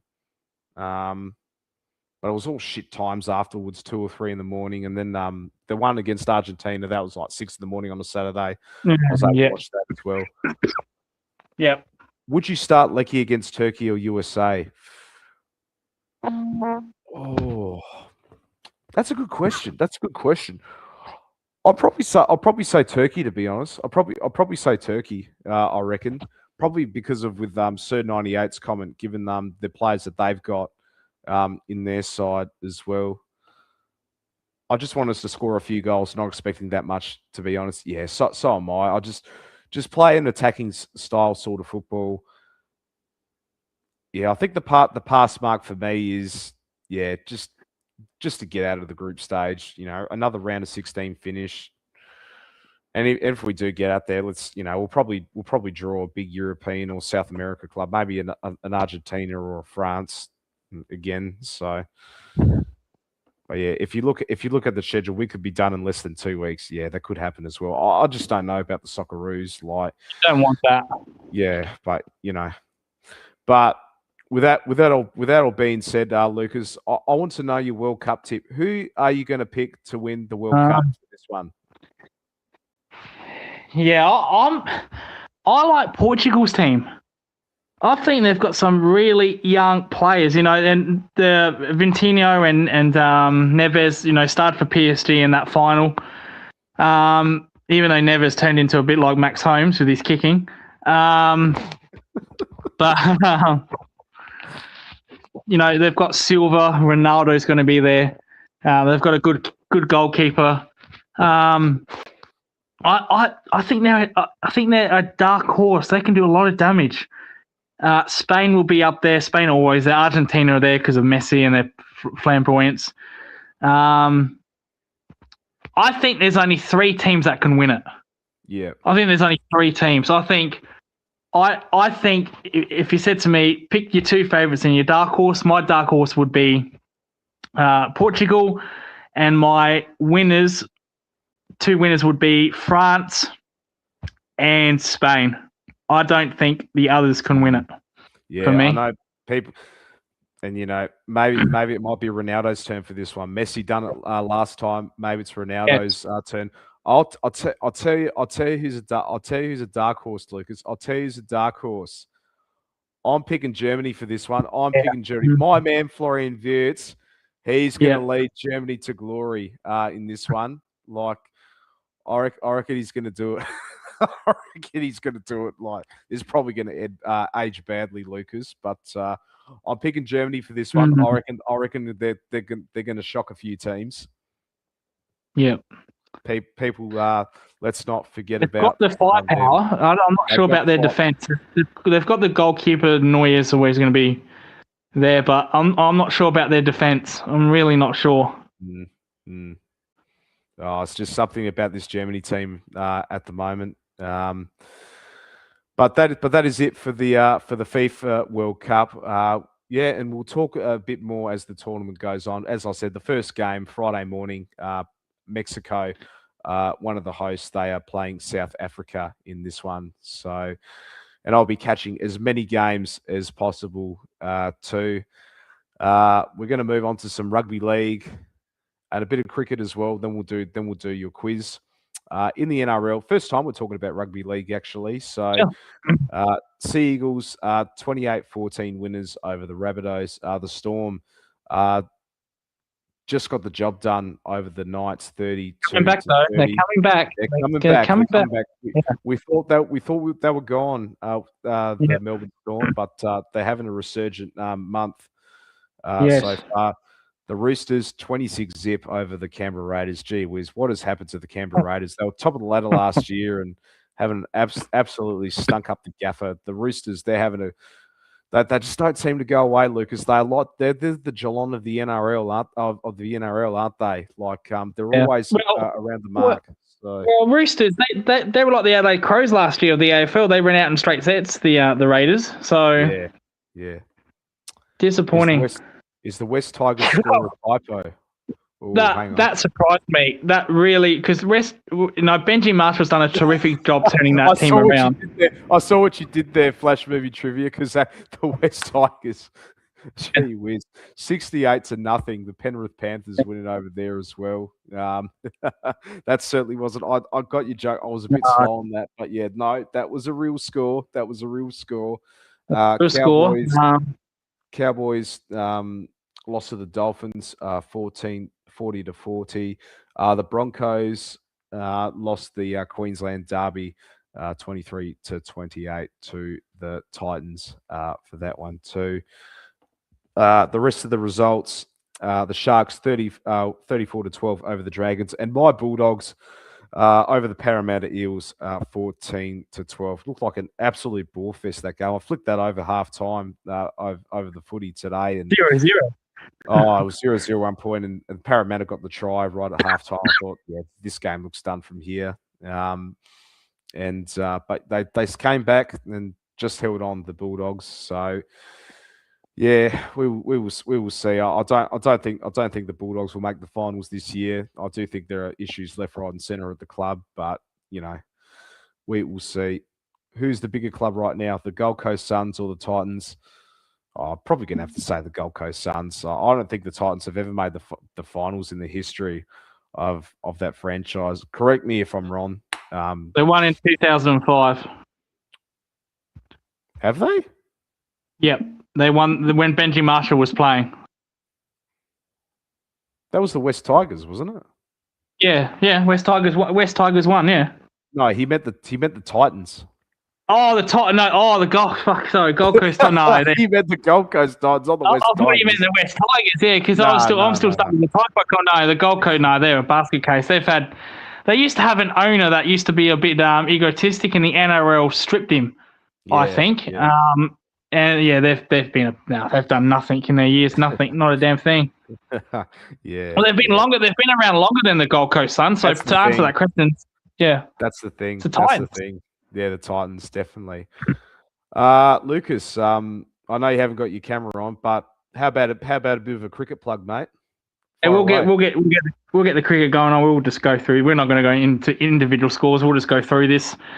So first Test match against New Zealand up in Lords, the supposed home of cricket.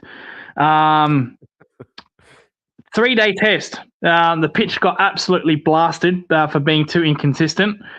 It seems to me they got their curators from the MCG last year. Terrible pitch, inconsistent bounce. Good if you're a bowler. There's a traditional up in the Lords changing rooms. If you get a 5-wicket haul or 100, your name will go up on the honours board list, a bit like MCG in Adelaide.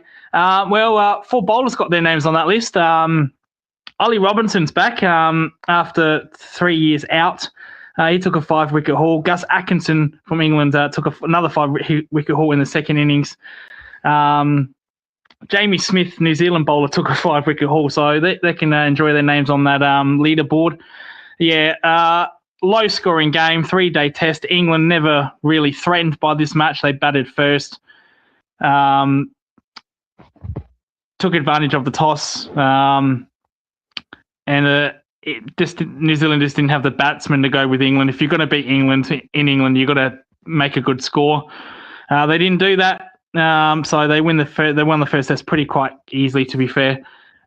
Next test, it's a best of 3 series. Next test is on Friday, I believe.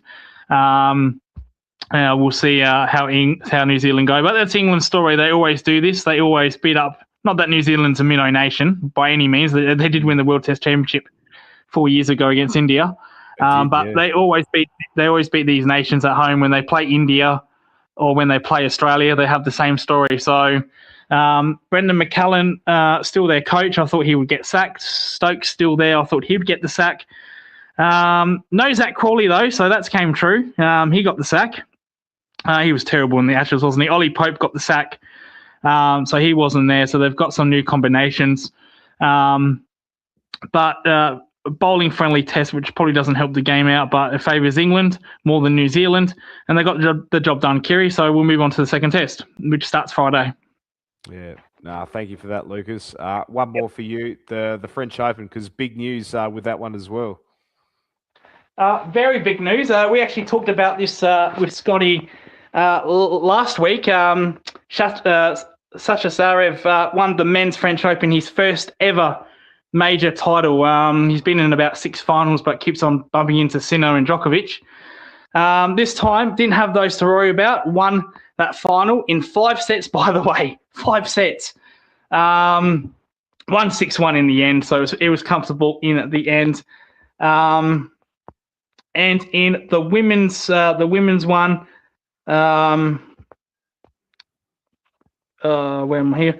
Yeah, the women's also a new champion, Mira Andreeva from Russia.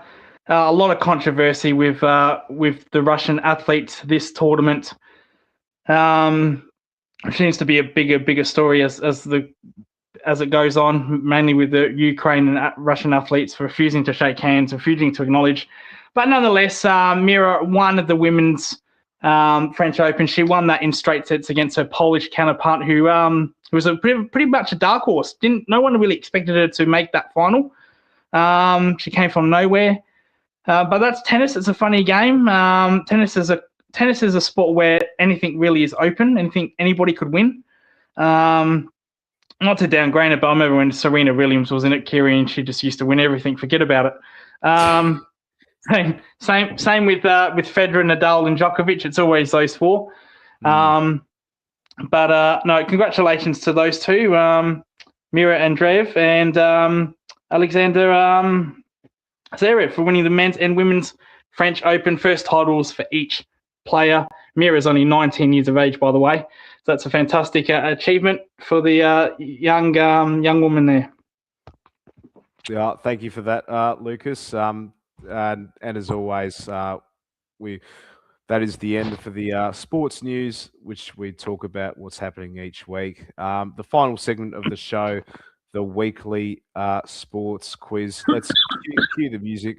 Lucas is dying over here. Where is it? Oh, yeah. Ooh.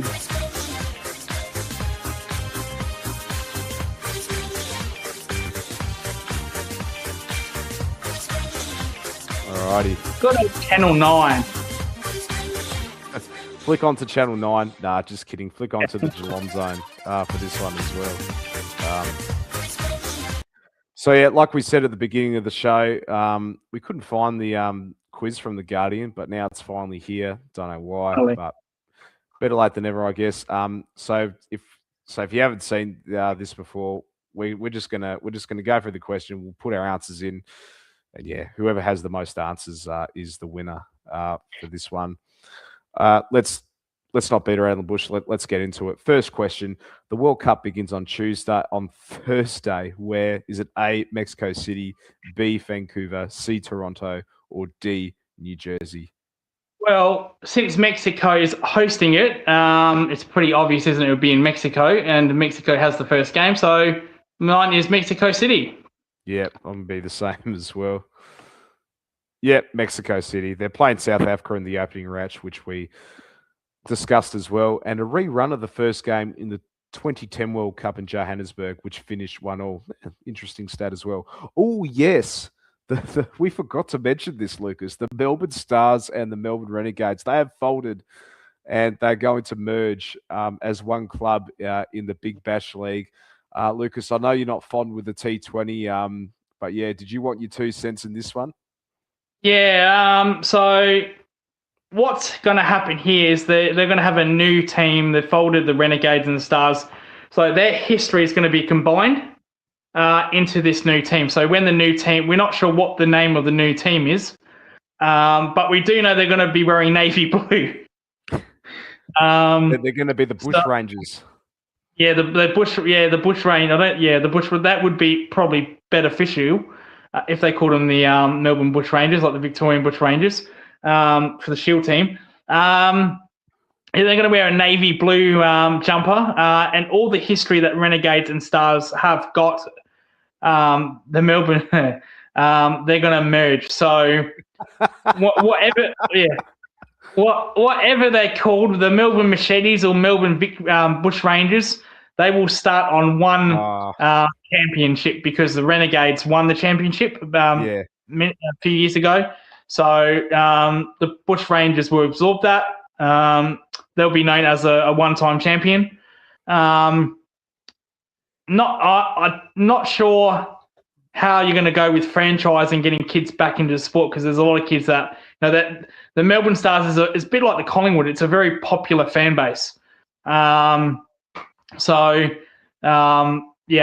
bit disappointing. I thought at least one would fold, but they've said, you know what, we're going to merge both of them into one team. So interesting. It doesn't change my way of thinking of the Big Bash. But if they do name it the Bush Rangers, maybe we can merge the Strikers into the Redbacks. Who knows? Might go to those games. And I'll add this to this as well. It's just like you just may as well fold the Big Bash and just bring back into state leagues like what it used to be as well. I think that's what it should be, to be honest, because it's bad enough we're moving Big Bash games into India at the moment as well. It's a money cash grab comp. Like, no one wants to go. The purpose of the Big Bash was to bring the best of the best T20 players, not just in Australia, but internationally as well. Former cricket stars as well. We had Shane Warne in the first couple of seasons when he played as well. It's just a money cash grab at the moment. You know, attendances have dropped and all of that too. Yeah. Like I used to go to the Big Bash regularly over the years, but I'll be lucky to go to. I go to one at least. I'll be lucky to go to one. Well, I can go to all of them now that I'm a SACA member, but I'm not going to bother, to be honest, Lucas. I'm not going to bother at all. Like, no. You know, I just think they should fold the comp and bring it back to state leagues as what it used to be. Yeah. And they're afraid that they won't get more people. Of course, they'll get more people. They'll still keep the same fans. You know, I don't think a 10-year-old's going to care whether it's called the Strikers or the Hurricanes or whatnot. They just want to go and watch because it's a faster game. It's a quicker game. I don't think the name is irrelevant for me, but we'll see. Factual Opinion says, did we discuss the game showcase this morning? Is that video games with that one? No, we don't do that here. We don't do that here. This is the Monday. This is the Monday FUNDAY Sports Show. Sorry, Factual. If you want that, watch the Paul James Show on the Hoops Crew. Yes, that's Paul James. I'm not even going to touch that, Paul. That's if you're watching, Paul. That's for you alone. And leave my watch-alongs alone as well, please. That's for me alone. Moving on to the quiz cricket. Kiri? Yeah, we did go on a bit of a tangent here, but yeah, I'm glad we talked about it. I forgot to put that in. Thank you for that. Yeah, good question. Question 2. There are 1,248 players in the 48 World Cup squads. In which country of 98 of them were born? Is it A, Brazil, B, France, C, Spain, or D, Senegal? I'm going to go with Brazil in this one. What do you reckon? So in which country were 98 of them born? Yeah, I'm going to say Brazil. I don't think it's Senegal, because if Senegal even qualified a lot to participate in that stat, probably not. Probably they qualified the last World Cup. Yeah, no, they're in this World Cup. Yeah, pretty sure. Okay. I'm gonna go with Spain because it's probably the biggest nation there, so they've qualified a lot. So we'll go with Spain. I'm locking in Brazil. Lucas is locking in with Spain. What is it? It's France. It's France. Jeez. Yeah, 12 of the squads contain both players born in France. France with 23, Algeria with 13, Haiti with 12, Democratic Republic of Congo with 11, Senegal 10, Ivory Coast with 8, Tunisia 7, Morocco 6, Ghana 3, Cape Verde 3, Egypt 1, Mohamed Salah, and Spain 1. Hang on, what was the question? So 12 of the squads contain players born in France. Oh, okay. Sorry, I thought they were born in each country. I was going to say, where the fuck did Sergio Ramos come from then? Yeah. It's a trick question. That's a shit question. I got so confused there. I got so confused there. That's a shit question. Because it was born in France that were playing, but it didn't have to be France, but it ended up being France. So okay. Wow. Fuck off. So basically, France could field 4 squads. Yeah, they probably could. Fucking hell. That was stupid. Fuck you, Guardian. Number 3, Paris Saint-Germain beat Arsenal in the Champions League final on Saturday night. How many saves did the PSG goalkeeper Matej Stefanov make in the match, including the penalty shootout? Is it A, none? Tom Stewart? Wasn't that Tom Stewart? It was Tom Stewart. This is the joke. This is because we watched the game. We had this joke. We thought the PSG goalkeeper looks like Tom Stewart. Look it up. You'll see what we mean. Fuck. We should know this as well. Well, it wasn't 10. No. We can rule that out. We can rule out 4. So Gabriel missed it. Gabriel missed it. He didn't get saved. I think Izzy missed it as well. So yeah, I think we're going to go lock in. I think we're going to lock in none here. If it's 10, I'm going to walk off right now. It can't. I'm confident it's not 10, but they missed their penalties. But do they count them as being saved? Yeah, so we don't know with the Guardian. I'm going to go. I'm going to go with 2. So you're going to go with none? Yeah, I'm pretty sure it's none. But do they count the saves? Do they count the misses as a save? That's the question. All right, I'm going to lock in with 2. Pretty sure it's none, but will they count them as 2? I'm going to... Yeah. All right, you're locking in with none? I'm going to go with none. I don't think they'll count them. All right. None. He didn't make a Yeah. single save. So Yeah. it was the misses after all with Ize and Gabriel. Yeah. Ah, fuck's sake. So you're leading 2-1 at the moment. Yeah. Yeah. Far out. All right, next question. Hang on. That's not even a penalty one. So we got confused again. That's not a penalty shootout. That's for just saves in the general game. Nah, that's bullshit. He saved a couple of times. I saw it myself. He saved more than one. That can't be Tom right. Stewart, he was using his fist, mate. He was using his fist, Tom Stewart. Exactly. Nah, come on. Nah, that's bullshit. Getting done here. It's a fucking rig quiz. Fucking rig quiz. Oh, I think it's probably the last time we're going to have the Monday FUNDAY quiz. Yeah. Number 4, there were 3 Challenge Cup finals played at Wembley on Saturday, the men's, women's and schools final. All 3 were won by teams from A, St Helens, B, Wigan, C, Leeds or D, Hull. Well, at least it's a straightforward question. Got no idea. I didn't watch any Super Rugby. I don't watch Super Rugby at all. This is going to be a punt here. The only 2 teams I know that are powerhouse. I know Leeds are always up there and about, and Wigan. So I'm gonna. Yeah, St Helens is also a good team. I'm gonna go with Leeds. All right, Lucas is going with Leeds. No idea. I'm going to go with St Helens. I haven't got any clue. What are they saying in the chat? He's saying I'm going to go with St Helens. Wigan.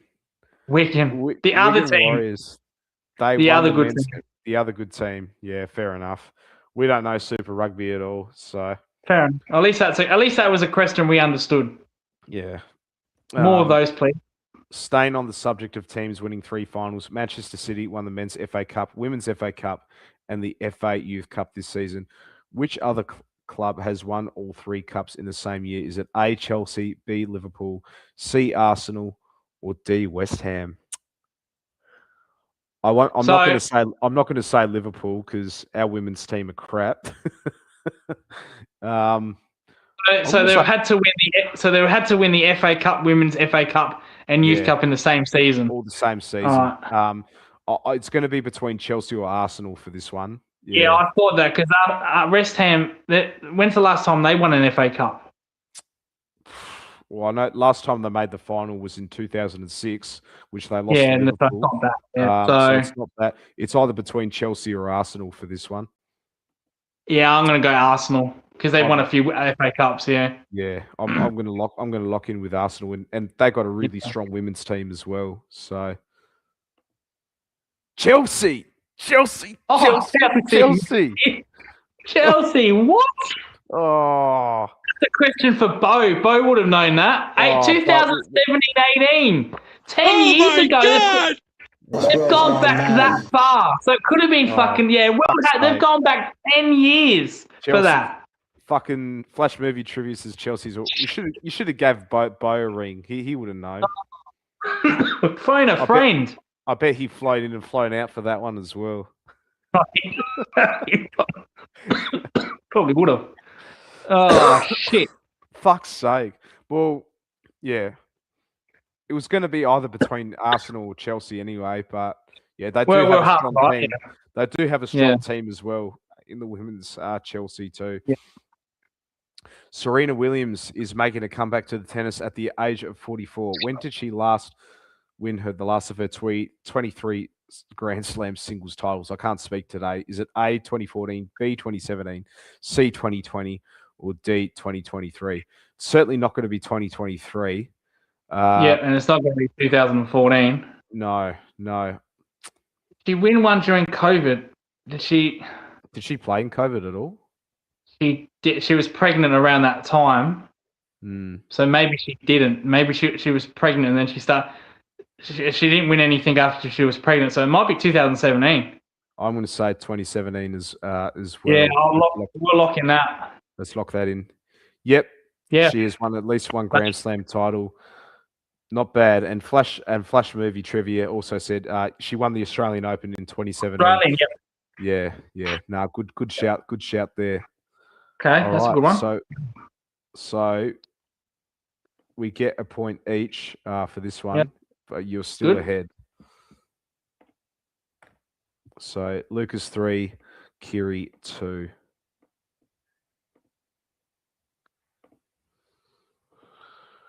Alrighty.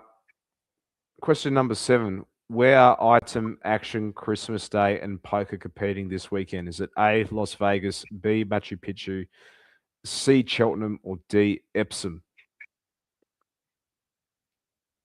Well, poker's literally played in Las Vegas, so I'll Machu Picchu. Machu Picchu. I'm going to go Las Vegas. Yeah. You It is poker. You think Las Vegas. Let's see. I'll be pissed off if it didn't. Be Machu Picchu, I bet you. Be Machu Picchu, I bet you. Oh, I swear to God. Otherwise, Epsom. Epsom. Wow. Epsom. Okay. Wow. Okay. They are the 4 horse racing the Derby on Saturday. Benevento Cellini is the favourite. Interesting. Oh, okay. All righty. Fair enough. So we don't get a point in that one.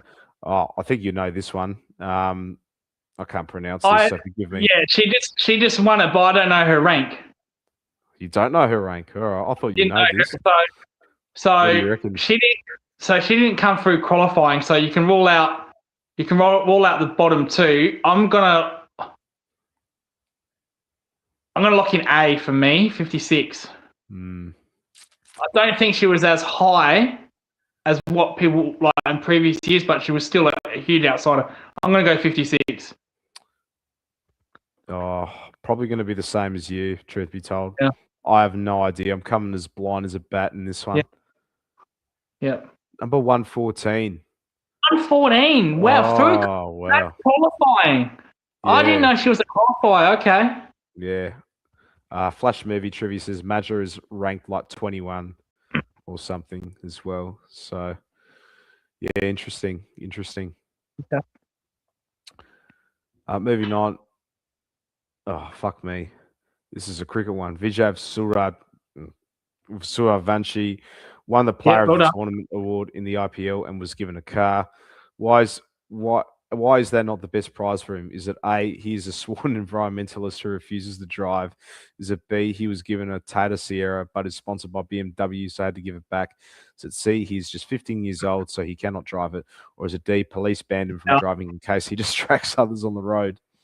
He's a young kid, so I'm going to lock in 3. I don't know anything about the IPL, but I know he's a young kid. I'm going to lock in C or 3. Yeah, probably. Yeah, if he's 15 years old, yeah, you think that's a logical choice. He's not. I don't even think he's 15. I think he's 14. Yeah. Yes. So that's the correct. So that's the correct answer. Yeah. He is 15 years old. So. Yeah. There we go. All right, 4-3 for this one. So far. All right, moving on to the next one. Another cricket question. Geez, you could win this quiz, Lucas. England are hosting New Zealand this week in the 152. Well, we already know.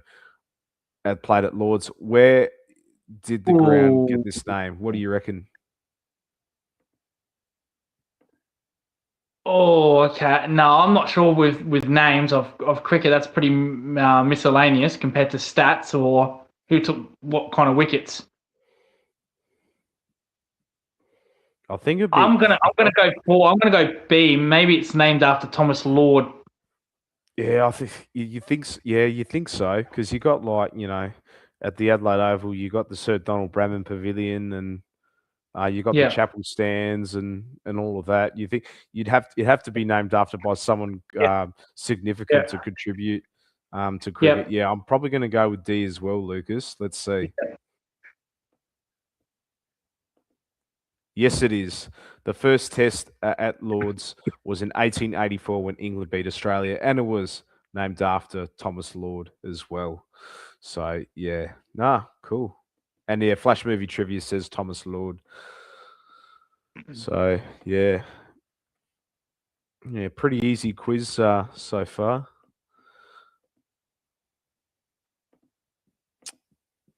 All right.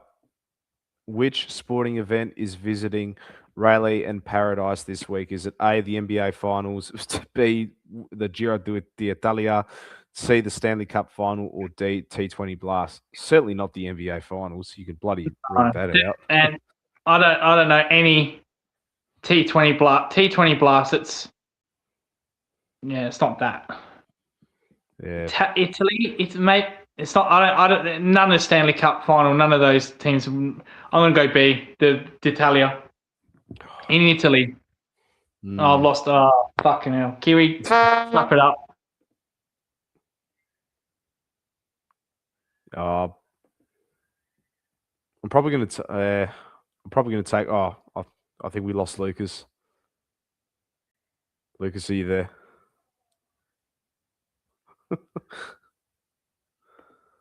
Flash Movie Trivia says the NRL Stanley Cup Finals. I'm probably going to go with you, man, because I haven't got any idea for this one. Probably going to go Stanley Cup Final. Oh, no, I think we lost Lucas. Oh, dear. Oh, dear. It is the Stanley Cup Final. The Carolina Hurricanes, they're based in Raleigh, North Carolina, taking on the Vegas Golden Knights, who are based in Paradise, Nevada. Thank you. Thank you. Flash Movie Point Trivia. Appreciate it, mate. Oh, no, Lucas is gone. Oh, dear. I think he forgot to charge his phone again, didn't he? So we are tied up 5-5. Gonna try and text. I'm going to text him, actually.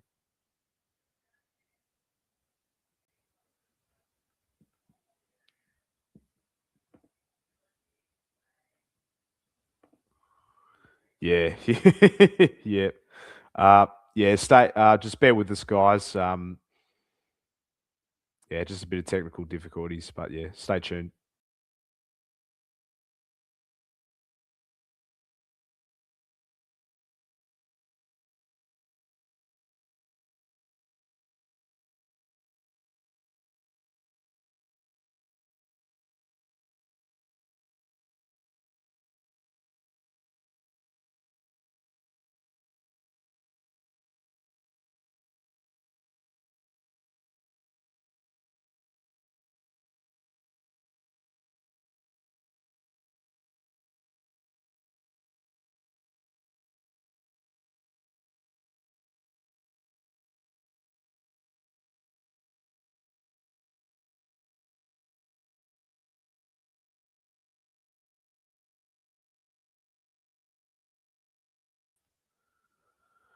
All right, guys. Yeah, we're back. Lucas has some technical difficulties, but he's going to put his answers from the chat, and we're just probably going to end this from here as well. So, yeah, we'll wrap this thing up pretty quickly because it's getting a little bit late for myself as well. So, question 12: Lorena Webes won the opening stage of the women's Giro d'Italia, but why will she not complete the race this weekend? Is it A, she's 12 weeks pregnant and was only allowed to race during her first trimester? B, she was disqualified after the first stage because her bike was too light. C, she's a strict Mormon and does not work on Sundays. Or D, she was a stand-in rider whose since has been taken out of the team.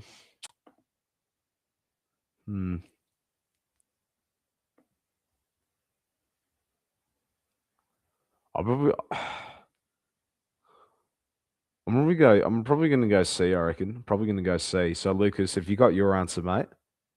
Yeah. Oh, he's going to go with C as well. So,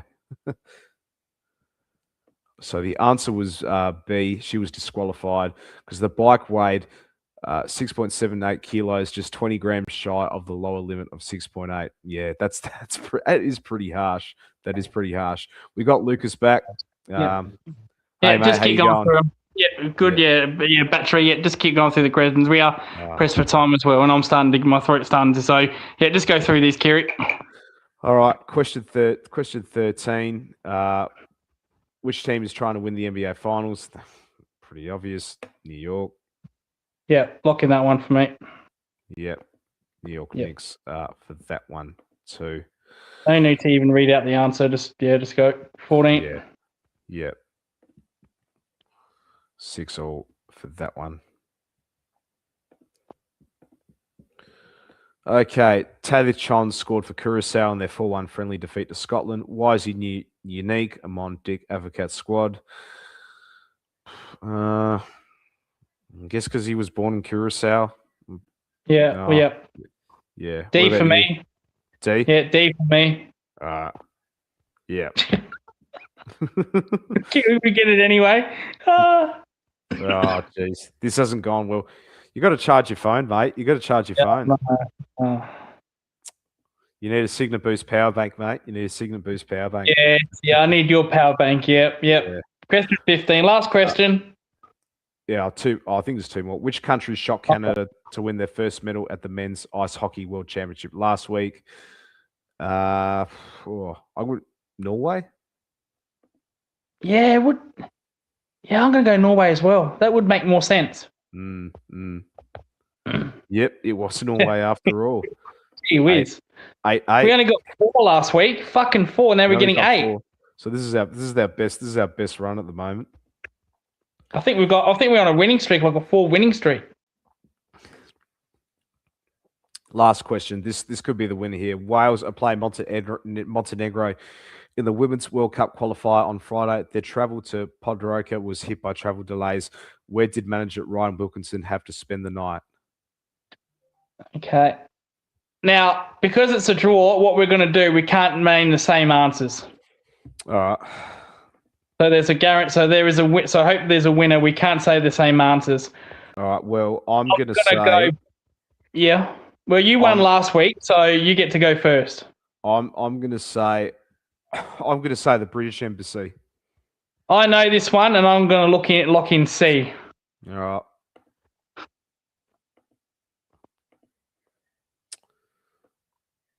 No. It was B, the waiting area of the Italian airport. We got nothing. Wow. We got nothing.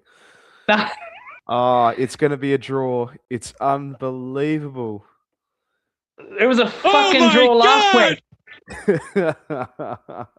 We're pressed for time, so no sudden death, but so nobody wins it. No, what's going to happen? Kiri retains, and then I join him. So we're co-owners. So Kiri retains it for another week, and I win it. So two a new winner and an old winner. So there you go. We're all winners at the end of the day here in the Geelong zone, but. It's rigged. Well, we tried giving different answers. We didn't try to copy each other. We did say let's go with the different answers. So jeez. Yeah. It's going to pens, but that is going to be it, guys. No pens. No pens for this one. But that's going to be it, guys. Thank you all so much for watching this week's Monday Fun Day show. If you enjoyed it, give it a like, subscribe to the channel if you are new, and to check out more Geelong Cats content. We will be doing a watch-along of the game between Geelong and the Gold Coast Suns on Friday night. So stay tuned for that. If you're not going to the game, definitely check that one out. Check out, I'm sure Lucas will be doing a footy tips preview show as well for that one. But that is it. Thank you all so much for watching. Hope you enjoyed your long weekend, unless you're living in WA or Queensland. But that is going to be it, guys. Thank you all so much for watching. Take care. Be kind to one another. And as always, go the Mighty Catters.